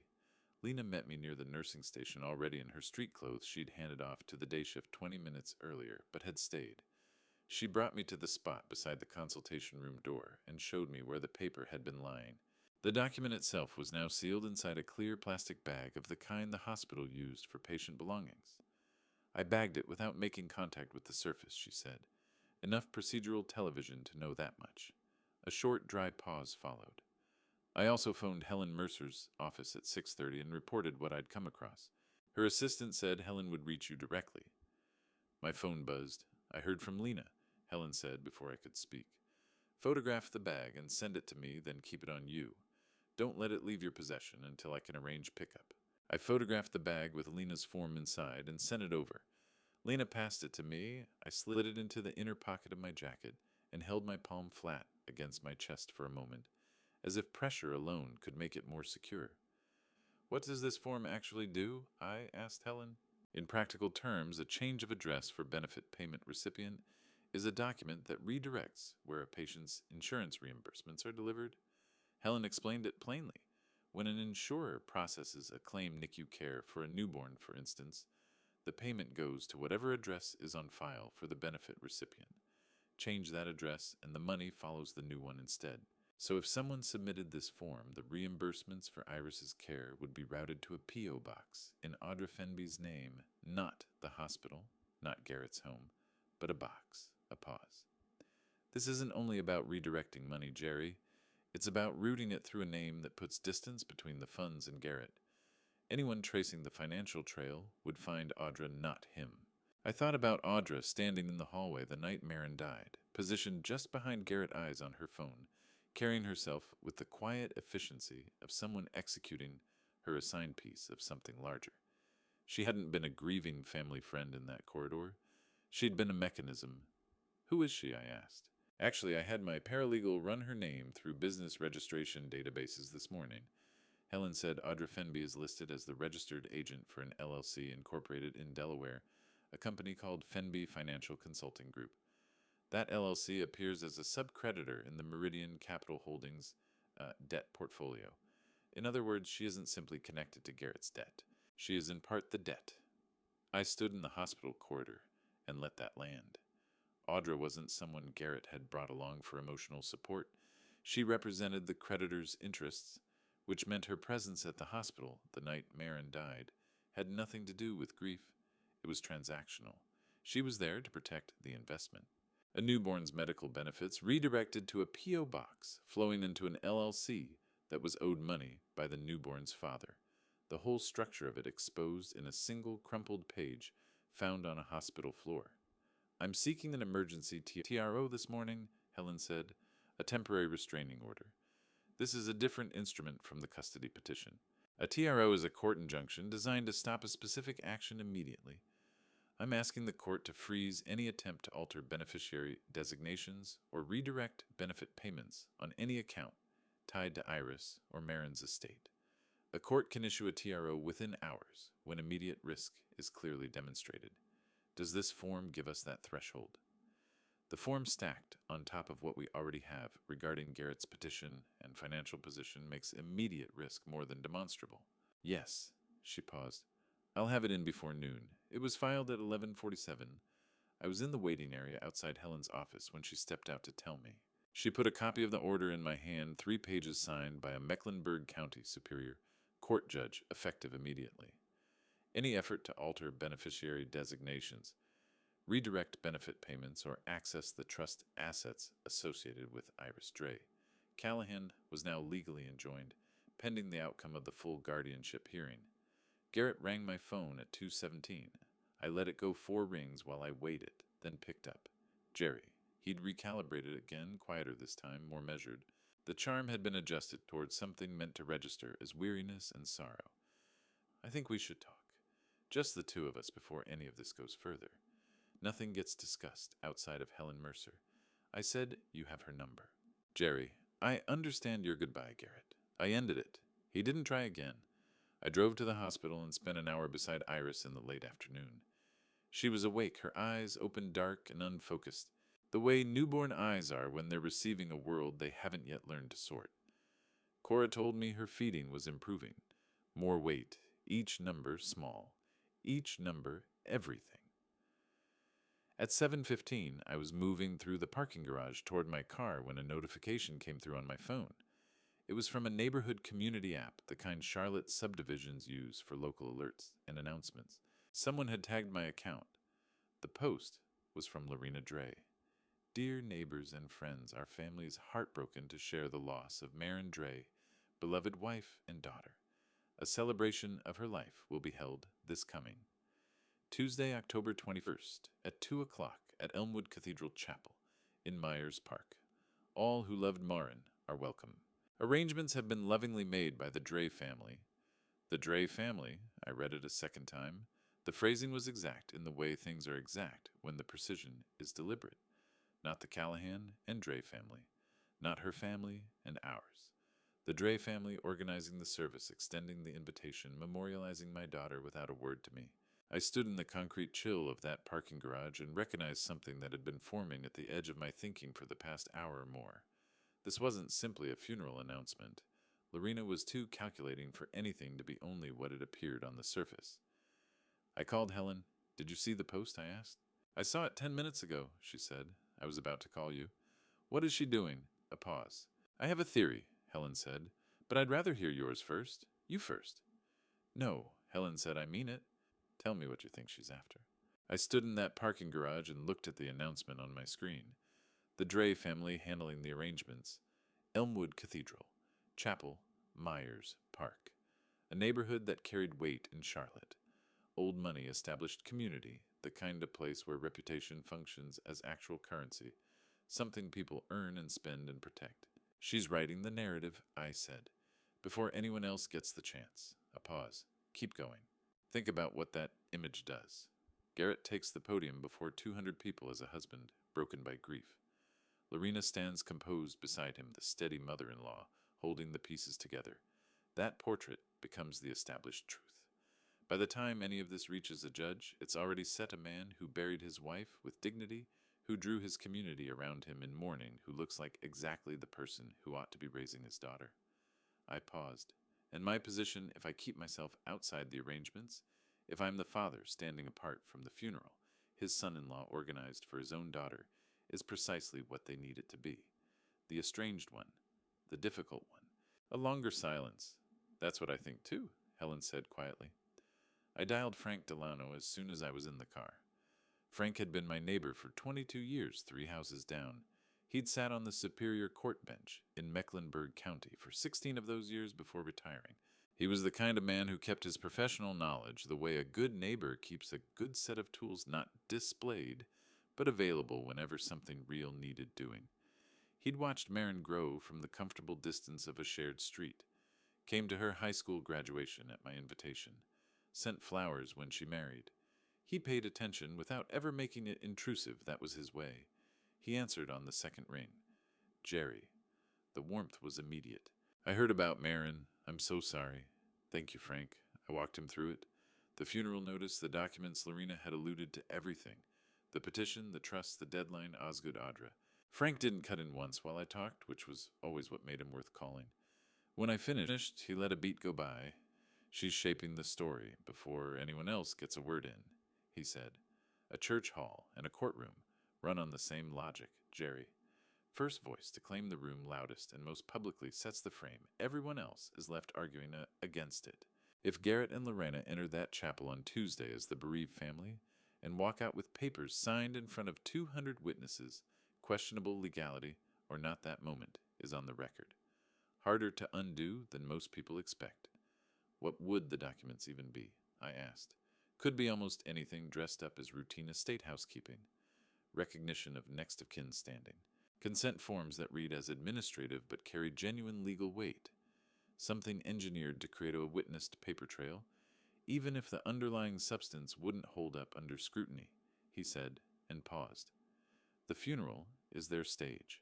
That congregation is their audience. You're the only person in the room who knows it's also a legal proceeding. I have to be there. Yes, Frank said. Simply no qualification, you do, and not alone. Saturday morning, Lorena called at 9. I was on my second cup of coffee. I let the phone ring 3 times before I answered, not from uncertainty, but to get myself settled first. Jerry. Her voice had that particular warmth of someone who has performed. Warmth long enough that it no longer registers as performance. It had simply become the texture of how she spoke. I know this is hard for all of us. Whatever differences we've had, Marin was the heart of this family, and Tuesday is entirely about honoring her. I appreciate that, Lorena. We'd love to have you there early if you're open to being part of things. A pause. There are also some estate formalities we're hoping to handle at the reception. Nothing involved routine administrative matters, the kind of things that should have been addressed before all this. It would mean a great deal to have family present. Estate formalities at the reception with 200 people there. North Carolina law requires that legal documents be executed with voluntary informed consent, no coercion, no undue influence. A judge could readily find that signing paperwork at a funeral reception surrounded by a deceased child's in-laws and their congregation deep in grief, without independent legal counsel anywhere in sight, fell short of that standard. Lorena wasn't doing anything illegal by asking, but whoever signed carried a risk they likely didn't recognize. Of course, I said. What time does it start? She said to Serge. She mentioned Garrett would say a few words, said the community support had been extraordinary. After we hung up, I called Helen. She wants signatures at the reception, I told her. 2 seconds of quiet. I expected that. Another beat. Jerry, I have no authority over a private gathering. I can't stop anyone from signing documents. But I can be present in a way that makes it very hard for anything improper to go unchallenged. She paused. Are you asking me to be there? I'm asking you to run the whole thing, I said. Whatever you need, whoever you need, bring them. The silence from her end was the silence of someone already thinking it through. All right, she said. I'll make some calls. That evening I sat at the kitchen table, the same one Marin had done her homework, at the same one where we'd shared 1,000 Sunday meals, where she'd told me she was marrying Garrett with the careful hope of someone who wants her father to be glad for her, even when he has doubts. I tried to write her a letter, 3 sentences, and I stopped. It kept becoming an apology, and I didn't believe that was what she'd have wanted from me. So I went back instead. September 23rd years ago, the air carrying that cool particular sharpness, Marin with the backpack with a red owl on it that she'd insisted on standing at the entrance to Pinecroft Elementary, her small hand in mine, her face arranged into the careful seriousness she wore whenever she was making herself be brave. Don't let go, Daddy. I won't. I held on until she didn't need me to. Then I let go because the letting go was always the point. That was how she got through the door. She'd gone through so many doors since. I picked up the phone and called Frank. Tuesday, I said. Can you be there? I'll be there, he said. 3 people with me, all of them friends for 20 years. No explanations required. I thanked him and sat in that kitchen a while longer. Then I called Helen back. How many people at that funeral, she asked. 200, I said. Could be more. Marin touched a lot of lives. Helen went quiet for a moment. One slow breath from her end of the line, the breath she drew when she was running something all the way to the end. Good, she said. That word from Helen, good, stayed with me all weekend. Not comfort, not reassurance. Just one syllable carrying the settled confidence of someone who had surveyed the board and spotted something the rest of us hadn't seen yet. I spent Saturday with Iris. Cora was on the day shift, and by now she registered my arrivals, the way hospital staff register anyone who comes back enough. Not with surprise, just a nod, a badge swipe, the quiet recognition that I knew the protocols. I scrubbed in, took my chair beside the isolette. I talked to Iris the way I had every day quietly about nothing in particular and everything that mattered about her mother, about what Charlotte looks like in October, the light slanting through the trees on the street where Marin grew up, about Sunday lunches and how I'd have to find a new way to do them, even though the new way would be hard at first. Dr. Beaumont stopped by around midday. Iris was up another 14G. Oxygen saturation holding on room air. She's putting in the work, he said. You just need to keep showing up. That I knew how to do. Sunday morning I dressed in the only suit that still fit and drove to Mecklenburg County Courthouse. The emergency custody hearing was in a smaller room than I'd pictured, wood-paneled, 2 tables facing the bench. No gallery, no jury box. Just Helen and me at one table, Conrad Tillman and Garrett at the other, and the Honorable Evelyn Holt, presiding, her expression carrying the focused, unsurprisable quality of someone who has processed every form of human conflict a courtroom can generate, and arrived simply ready for the next one. She had read the filings, clear within the first 5 minutes. She didn't need things explained, she needed them confirmed and deepened. She asked questions while Helen spoke. She stopped Tillman twice for clarification. Helen had described her on the drive over rigorous fare and entirely unmoved by theater. Helen built the record piece by piece. The trust Marin had executed 6 weeks before her death with Jerry, and Helen named as co-trustees, and the child as sole beneficiary. The sequence of Garrett's filings emergency petition at 2:00 a.m., the night Marin died. Amended petition 21 minutes after learning Iris had survived. Lena Waverly's signed witness statement time-stamped and precise. Footage from Kevin Aldridge's camera entered through formal legal process and authenticated by the hospital's security department. The access log showing Brett Osgood had entered Marin Callahan Dre's financial records without authorization across August and September. The civil judgment, $290. Meridian Capital Holdings. Court date November 7th, entered into the record as a public document, which it was. She also put before the court the TTRO granted on Friday, Audra Fenby's business registration documents, the shell company's tie to the debt portfolio, and the partial form Lena had recovered near the consultation room door. 40 minutes to walk through all of it. No hurrying. No commentary beyond the facts. She trusted the timeline to carry the argument because the timeline, Helen had told me once, is the purest thing you'll find in a courtroom. No motive behind it, no spin, just sequence what occurred and at what point. Tillman put forward Garrett's case with the polished assurance of a skilled attorney working a thin hand. The structure of it was clean enough. Garrett was Iris's father by blood. In North Carolina, biological parenthood carries a presumption of fitness under the law. Whatever the evidence suggested about Garrett, financial irregularities, perhaps a certain pattern of opportunism, none of it rose to proof of direct danger to the child. The NICU restriction had no sound medical basis. The trust placed Jerry in a role of financial stewardship, not a parental one. Parts of it held up. That was the hard thing to sit with. A capable defense counsel handed inconvenient facts can still find something solid in the statute to stand on. Judge Holt turned to Garrett directly and asked whether he had managed to visit Iris in the NICU at any point since her birth.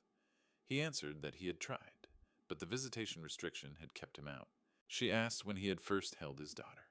A beat of silence. He said he hadn't had that chance yet. She made a note on the pad before her. Then, still without lifting her eyes from the page, she put a question to Tillman. Could his client account for the gap, the 21 minutes between learning his daughter had survived and filing an amended legal petition in her name? Tillman answered that his client had been counseled to act without delay in order to preserve his parental rights. Judge Holt placed her pen on the bench. The court acknowledges Mr. Dre's standing as the biological father, she said. The court also notes several significant irregularities in the timeline and pattern of filings presented in this matter. The emergency custody petition filed at 2:14 a.m., the amended petition filed 21 minutes after notification of the child's survival, the beneficiary change documentation presented. Taken together, these form a factual record that gives the court genuine cause to question the nature of the petitioner's interest in this child. Her gaze moved across both tables. Pending the full guardianship hearing, the court grants temporary emergency custody of the minor child to Gerald Callahan. Mr. Dre retains parental rights and will be afforded supervised visitation on a schedule to be determined by this court. The medical restriction currently in place at Caldwell Regional Medical Center is affirmed pending further review. She signed the order, moved on to the next item, start to finish under 2 hours. Let me be clear about what that ruling actually meant, because the distinction is not a small one. Temporary emergency custody is a different animal from permanent guardianship. It is a provisional measure, the court's way of saying that, given what's in front of us right now, Placing the child with Jerry while the full proceeding takes shape is the safer, more cautious path. Garrett's parental rights remained intact. The full hearing was still his to contest. But in the meantime, Iris would come home with me, or would, once she was ready. Not a win, a foothold. Garrett left the courthouse with Tillman a few steps behind him, never once glancing my direction. There was something studied in the way he moved. A man measuring every step because he understood that losing control of himself right now would cost him ground he still intended to reclaim. Tillman paused at the door, turned toward Helen, and offered the cordial nod that passes between opposing counsel. "We'll be filing the appeal this afternoon," he said. "I assumed as much," Helen answered. He walked out. The appeal landed at 3:47 p.m. Helen sent me a text with the confirmation, and roughly 40 minutes on another one followed. Meridian Capital's attorney had put in a motion that same afternoon, seeking to attach whatever Garrett stood to receive as surviving spouse, or through his parental claim. The motion cited the civil judgment and what had come out in the day's hearing. I read it through twice. A motion to attach assets is in plain terms a creditor, reaching for anything a debtor might come into. Meridian Capital had kept close watch on these proceedings. The guardianship filing, the trust figure, the full court record, public now every word, and they had moved on it. Garrett's $290 debt to Meridian Capital Holdings. The November 7th deadline now lived inside the official court record in Mecklenburg County, open to anyone who thought to search. His attorney, his mother, his neighbors, everyone in his daughter's life, every person who would walk through the doors of Elmwood Cathedral Chapel on Tuesday. I drove back to the house. Out on the back porch, I sat with a photograph of Marin, one of the Sunday lunches 2 years back, give or take. Caught laughing at something I'd said, still in motion, the way the best photographs find people. I stayed out there until the light went and the yard fell still. Helen phoned at 8:30. "There's something I haven't been able to pin down yet," she said. The question of how Garrett first got wind of the trust, specifically that Marin had come to my office. I hadn't said a word to him. Marin certainly wouldn't have. Brett had pulled her financial records through the hospital, but my office files were walled off from that. A pause. Either someone passed it along or he got to it some other way. I need to know which before Tuesday. Would she have an answer in time? "By Monday," she said. "Try to sleep." I went inside, stood and looked at the rooms around me. Marin's drawings still pinned to the refrigerator, half buried under everything that had accumulated on top of it over the years. Still there beneath it, all the way things that matter tend to survive. Sleep didn't come easily, but it came. Helen called again at 7:42. I'd been awake since 5:30 at the kitchen table with coffee I was barely drinking, listening to the street outside stir itself back to life.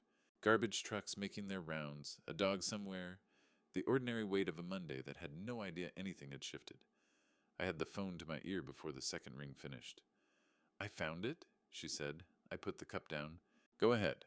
When Meridian Capital put in their motion on Sunday, they were required to attach supporting documentation, the records that established both the debt and Garrett's assets. Standard. Those materials passed into the public court file. She paused. I had my paralegal work through them last night.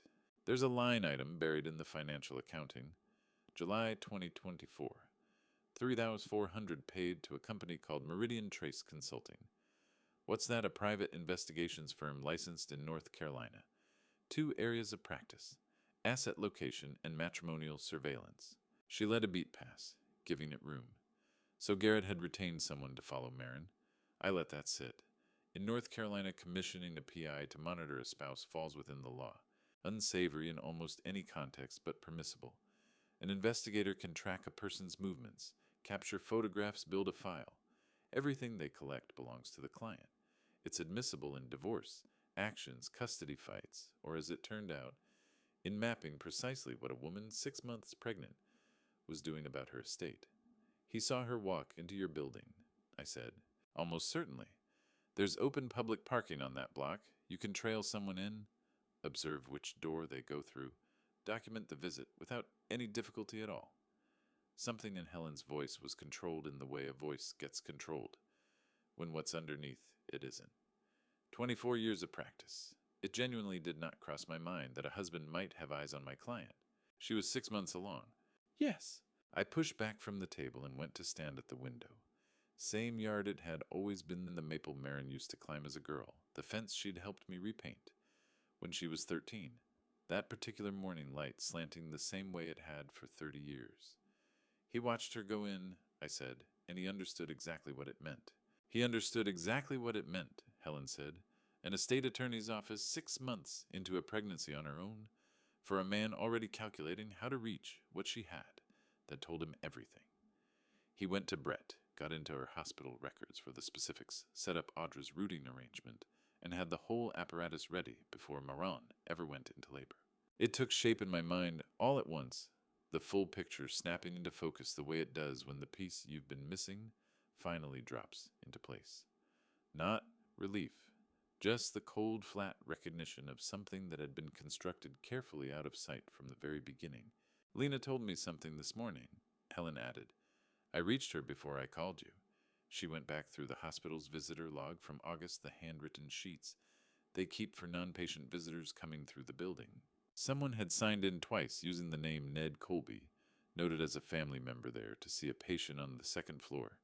The patient name was illegible or matched no one on the census. A pause.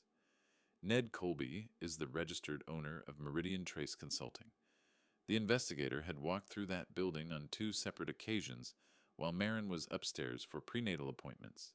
He was learning the building, I said, getting familiar with the layout and likely making contact with Brett, working out how the access would be coordinated. I pressed my forehead against the window glass for a moment. The maple stood in its October colors, red and gold, indifferent to all of it. Are the PI records admissible? They'd been entered by the creditor as part of their own court filing, Helen said. They're in the public record now. I can cite them in the supplemental filing I'm putting in this morning. It closes the loop. It accounts for how Garrett knew about the trust, which in turn explains why everything he did the night Marin died was so swift and so precise. She let a beat pass. He didn't improvise that night, Jerry.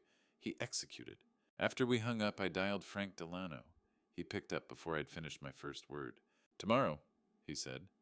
I know. We're ready. 3 people all solid. We'll be in the back of the chapel before 2:00. Thank you, Frank. Don't thank me yet. A pause. How are you holding up? I thought about what an honest answer looked like. I'm holding, I said. He took that without pushing. That's enough for now. I spent the rest of the afternoon moving through the house, not organizing anything, not making decisions, just passing through rooms, the way you do when you need familiar walls around you, while your mind works through something it hasn't finished yet. The kitchen, the hallway, Marin's old room, which I'd already begun clearing to make into a nursery, the sage green walls she'd chosen when she was 14 and gone through a phase of wanting everything to look like a forest. I sat on the edge of what used to be her bed and thought about the letter I'd been meaning to write. I retrieved a pad of paper from the desk and sat back down. This time I didn't stop after 3 sentences. I told her I was sorry it had taken me this long to grasp what she'd been carrying. I told her that what she'd done, going to Helen's office building, the trust keeping the second baby off the shared chart, holding all of it by herself so I wouldn't have to worry, was the most courageous thing I had ever seen, and I had watched her be courageous many times across the length of her life. I told her Iris was fighting. I told her the baby had Marin's nose, I was certain of it, and that she was going to be a person worth knowing. I told her I was going to take care of it. I told her I was sorry I had let go of her hand on the sidewalk that first morning, and that I understood. Now the letting go itself wasn't the mistake. The mistake was believing that letting go meant I was done holding on. I folded the letter into quarters. I slid it into the inner pocket of the suit jacket hanging on the back of the chair, the one I'd be wearing tomorrow. At 8:47 that evening, my phone vibrated on the kitchen table. Helen a text, rather than a call. Everything is in place for tomorrow. Kevin will have what we need. Frank will be there. The process server and notary are confirmed. Then after about 30 seconds, a second message. One more thing. When the moment comes, I think you should be the one to speak, not me. You're her father. Whatever has to be said in that room ought to come from you. I read it twice, set the phone on the table, looked at the jacket on the chair. I had spent the past week watching Helen speak for me, and being grateful for it for the exactness of her language, for the order she imposed on things I could barely touch without them coming apart in my hands.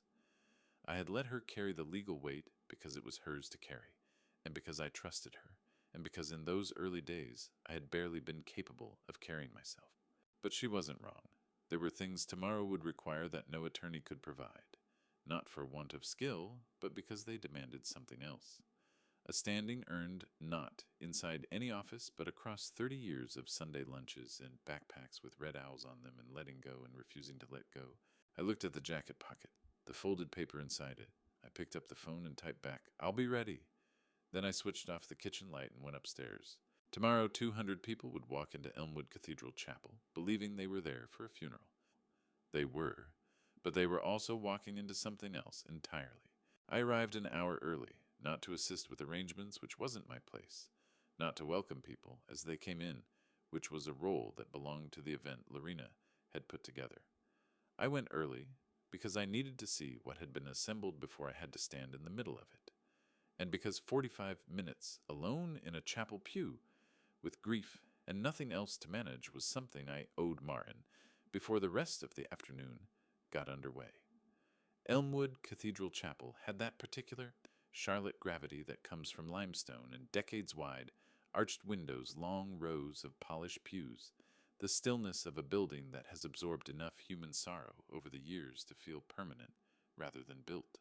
Lorena had staged it with care, cream roses on every surface, photographs on easels near the entrance, Marin, at different ages, most of them featuring Garrett positioned prominently. The overall impression was of a family joined in mourning, which was, of course, precisely the intended impression. By 2 hours, the chapel was at capacity closer to 250 than the 200 I'd guessed. Teachers, friends, colleagues, neighbors, people from every period of Marin's life moving through the space with the deliberate quiet of those who genuinely felt something. Frank Delano came in at 1:55 with 3 steady people from the neighborhood and settled into the back rows. Helen arrived 2 minutes later with 2 colleagues, the process server and the notary, all of them unremarkable, slipping into the last row without drawing a glance. Garrett entered at exactly 2 hours. He moved through the room with the practiced ease of a man who understood how these spaces functioned, touching arms, receiving embraces, saying the right things in the right sequence. His eyes were appropriately red-rimmed.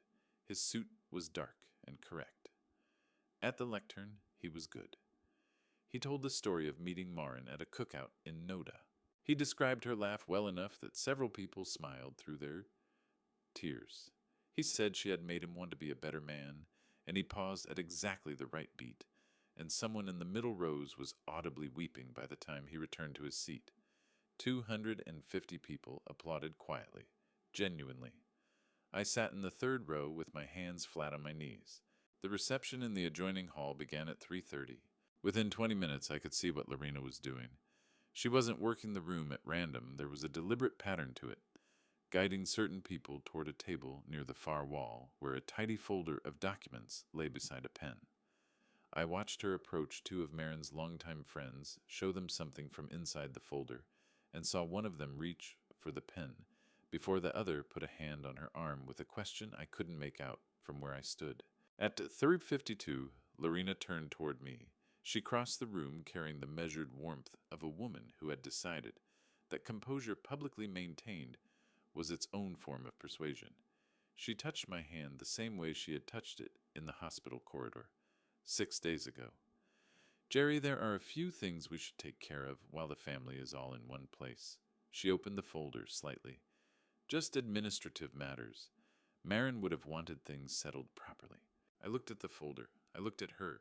"Before anyone signs anything," said a voice from the back of the room, "I need to address something on behalf of the trust and its beneficiary."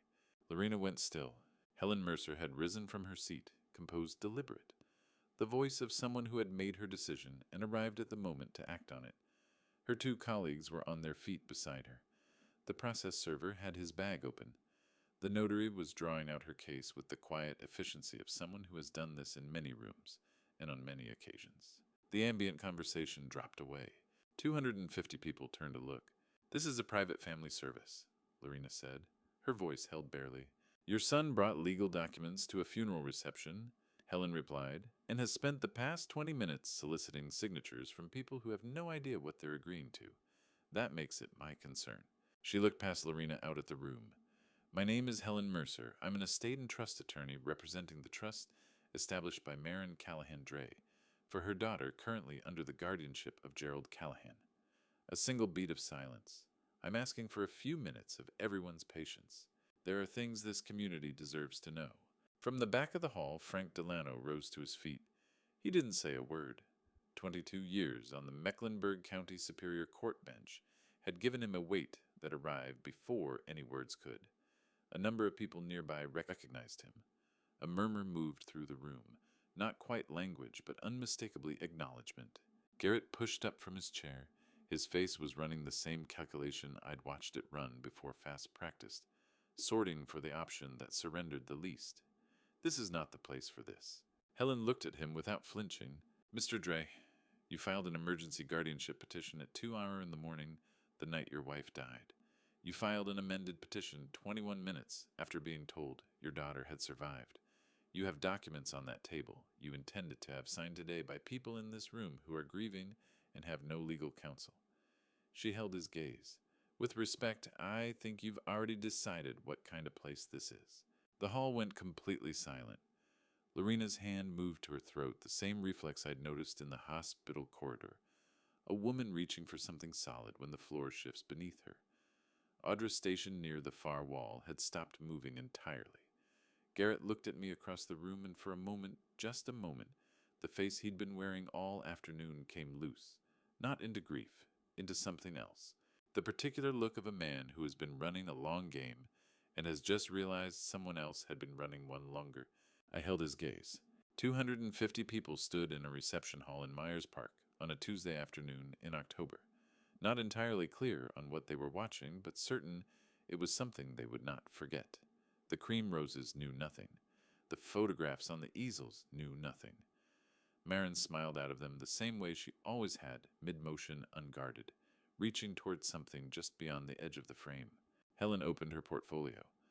What I'm about to share, she said to the room, comes entirely from public court records and material obtained through formal legal process. Every document I reference is available to anyone who requests it from Mecklenburg County Superior Court. She looked at the faces turned toward her neighbors, friends, colleagues, people who had loved Marin in good faith and come here to honor her in good faith. I'm going to tell you what those records show, and then I'm going to let Gerald Callahan speak. She looked at me. I stood up. I had never been comfortable speaking in front of crowds. That was the first thing that surfaced when Helen's eyes found mine, which is under the circumstances a remarkably ordinary thing to notice. But it was true, and when everything else had quieted, that was the truth that came up.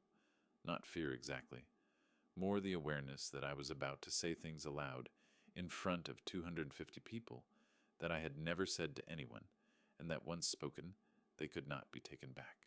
Helen went first, concise, exact the way she did everything. The documents on that table, she said, addressing the room, include a beneficiary change form prepared the night Marin Callahan Dre died, redirecting her life insurance proceeds. They include acknowledgement forms designed to build a legal record of community-witnessed consent that could be drawn upon in subsequent court proceedings. A pause. The court records in this matter, all public, all accessible, show the following. A guardianship petition filed at 2 in the morning, the night Marin died. An amended petition filed 21 minutes after her surviving daughter's existence was confirmed. A civil judgment of $209,000 against Garrett Dre, due November 7th, 3 weeks from now. And a pattern of unauthorized access to Marin's medical and financial records by a hospital employee who met with Mr. Dre 3 times in the months before her death. She closed the folder. Gerald Callahan has been Marin's father for 27 years. He has something to say. The room turned toward me. I had been thinking about what to say for 2 days, turning it over in different ways.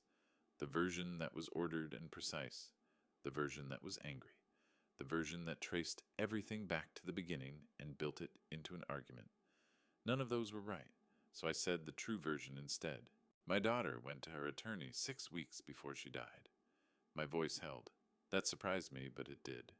She went alone without telling me because she had noticed something was wrong, and she was trying to get ahead of it before it became something I had to carry. I paused.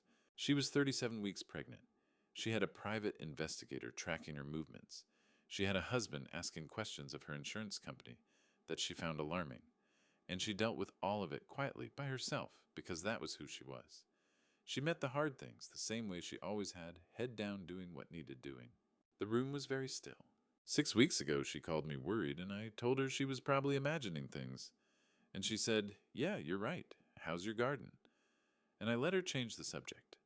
I let her because I believed she was fine, because I believed the man she had chosen was the man I'd hoped he was. I stopped. I was wrong about that. I can't undo it. But I can do what she built for me to do, and I can make sure the people in this room understand what they nearly signed. I had something else prepared for this moment, a summary of the trust, the legal situation, what came next. But my phone vibrated in my jacket pocket. I nearly ignored it. Something stopped me. Maybe the quality of it, or the timing dropping into the half second of quiet between one sentence and the next. I looked down. Gmail, a notification. The sender line read, Marin CD. Sent October 14th, 11:23 p.m. Scheduled delivery 7 days. My hands weren't entirely steady when I opened it. I read it once in silence. The room waited. 250 people in a reception hall on a Tuesday afternoon in October, not moving, sensing that something had stopped me, not knowing what knowing it was something. Then I read it aloud. "Dad, if you're reading this, the surgery didn't go the way we hoped. I know that because I'm writing it the night before, and I'm writing it because I want to make sure that if something goes wrong, you know exactly what to do." I paused. "The baby, or babies, Dr. Beaumont thinks there might be two. They need you. Not Garrett. You." I set everything up with Helen. The trust, the documents, all of it. You're the trustee. You have everything you need. Another pause. "I'm sorry I didn't tell you sooner. I was scared, and I kept thinking I'd have more time, and I didn't want you to worry before I was sure. That was probably wrong of me. You would have been okay with knowing." The final line, "Keep them safe. Keep them yours. See," I lowered my phone. Garrett was first out the door. No statement, no expression. He simply moved toward the exit and was gone. Audra followed without looking at anyone. Conrad Tillman, who had been standing near the back, slipped out quietly about 20 seconds after that. Lorena didn't leave. She stood by the cream roses at the far end of the hall, one hand at her throat, looking out at the room that had known her daughter-in-law. She stayed very still for a long time. The room held its silence, not the silence of people searching for something to say, but the silence of people who have heard something true and are giving it the room it deserved. Frank Delano in the back sat down slowly. He looked at his hands. I read the message one more time. I didn't need to. It was already somewhere it wasn't going to leave. I just needed another moment to let her voice be her voice in that room before everything else resumed. Then I folded the phone into my pocket beside the letter I'd written her. The process server and notary gathered their things and went. Helen was already on her phone, speaking in the low, focused register of someone managing what comes next. The cream roses were still on every surface. The photographs were still on the easels. Marin was still mid-motion in all of them, reaching for something just out of frame. I had one more thing to do, the only thing that had ever really mattered. I drove from Elmwood Cathedral Chapel to Caldwell Regional Medical Center without stopping. The afternoon was thinning toward evening, the Charlotte skyline catching the last of the October light the way it does. In fall, everything briefly gold before the dark moves in. I parked, I scrubbed in. I settled into the chair beside the isolette, looked at my granddaughter, and let out a breath I'd been holding for 7 days. She was awake, dark, unfocused eyes working across the ceiling, the light, the ambient sounds of the unit processing the world, in the careful preliminary way of someone newly arrived and still taking inventory. 3LB and 6 Oz, up from 3LB and 6 Oz. Fewer wires than the first time I'd seen her. "I think we're going to be okay," I told her. She didn't respond. She was 6 days old and had more pressing things to attend to than confirming my conclusions. But she stayed awake while I sat there, and that was enough. The weeks that followed arrived and moved through in the way the aftermath of large things tends to not in one wave but in pieces, each demanding attention and then resolution and then the next one after that. Garrett's appeal was heard and dismissed in early November. The full guardianship hearing took place on November 14th. Judge Holt, having reviewed the complete record, granted permanent guardianship to me. She noted in her ruling that the pattern of conduct Garrett Dre had demonstrated showed at minimum a primary interest in the financial assets tied to the child, rather than the child's welfare language, that would prove significant later in ways I hadn't foreseen. Garrett's November 7th court date with Meridian Capital came and went, without access to the trust, and without the guardianship that would have allowed him to seek distributions. He had nothing to put in front of the creditor. Enforcement proceedings began. His accounts were attached. The house where Marin had lived went into foreclosure in December. He left Charlotte sometime around the third week of November. I don't know where he went. I didn't ask. Brett Osgood was terminated from Caldwell Regional Medical Center and referred to the North Carolina Department of Insurance for investigation into unauthorized access to patient financial records. Audra Fenby's LLC was dissolved. The shell company's role in the debt arrangement became part of the Meridian Capital litigation record, public available so that anyone who wanted to understand what had happened could go and look it up. Helen filed the final trust accounting in late November. The assets were intact. The beneficiary was Iris. Everything Marin had built held. I visited Iris every day. The figures that Cora and Dr. Beaumont reported to me at each visit became the framework around which I organized my hours. 12 grams, 8 grams, 21 grams. Off the feeding tube on November 2nd. The first time I held her carefully correctly with the nurse, right there, was November 9th. Her eyes, dark and unfocused in those earliest days, began to find things. Faces the particular alertness of something new entering the visual field. On a gray Thursday afternoon in late November, I was sitting beside her when a memory surfaced that I hadn't visited in years. Marin was 16. It was a Sunday, and we were in the kitchen doing nothing in particular. She was working through homework at the table while I read the paper, the specific, comfortable quiet of two people who have learned to share a space without needing to fill it. She looked up from her textbook and said out of nowhere, the way teenagers voice things they've been sitting with, "Daddy, why didn't you ever get married again after Mom left?" I thought about it honestly before I answered. "Some things you don't replace," I said. "You just learn to carry them differently." She studied me for a moment. "That's sad." "It isn't," I said. "That's just love. Love doesn't actually require the other person to keep existing. It just requires you to keep going." She looked unconvinced in the way 16-year-olds do when an adult says something they suspect is true, but aren't prepared to accept yet. Then she went back to her textbook. I thought about that afternoon sitting beside Iris's esaulette and understood that Marin had carried that exchange with her. Maybe she returned to it when things turned hard with Garrett. Maybe she thought about it the night before her surgery, writing an email to her father, in the careful, deliberate way she did everything. Some things you don't replace. You just learn to carry them differently. December 14th was a Tuesday. Judge Holt had cleared it. Dr. Beaumont had cleared it. The paperwork, and there had been a great deal of paperwork, had been completed, filed, and approved. Cora had Iris ready at 10:00 in the morning, wrapped and capped 7LB4 Oz, a number that felt like a small miracle each time I said it. Lena Waverly was there. It was her day off. She was in a coat and scarf and had driven 40 minutes from her apartment in Concord. When I asked her why she'd come, she said, "I started this thing. I wanted to see how it ended." I didn't have an answer equal to that. I just shook her hand. Dr. Beaumont shook mine at the NICU doors. "She was determined from the beginning," he said. "Runs in the family, apparently." He gave the brief, genuine smile of someone who didn't offer it often. "Take care of this one, Jerry." "I will," I said. I carried Iris through the hospital doors and out into the December morning. The Charlotte cold was a real cold winter, having settled in while we were all inside managing everything else. The air was sharp and clean, and carried the faint smell of wood smoke from somewhere I couldn't place. I buckled her into the car seat I'd installed, and checked twice. Then had the NICU nurse check, then checked one more time. I drove carefully. I talked to her the whole way home. At the house, I sat in the rocking chair in the room that had once been Marin's, the sage-green walls she'd chosen when she was 14, and gone through a phase of wanting everything to look like a forest. The crib assembled, the small lamp throwing its warm light into the corners. I held Iris the right way and rocked slowly and looked at her face. She had her mother's nose. I had been certain of this from the first day. I remained certain. She was looking at me with the focused, evaluating attention of someone taking stock, 7 weeks old, and already particular about the quality of what she was taking in. I know, I said. There's a lot to take in. I thought about the email in my phone. I thought about the letter in my jacket pocket. I thought about a sidewalk in September 23rd years ago and a little girl with a backpack with a red owl on it that she'd insisted on, who had looked up at me and said 3 words that turned out to be the truest thing she ever told me.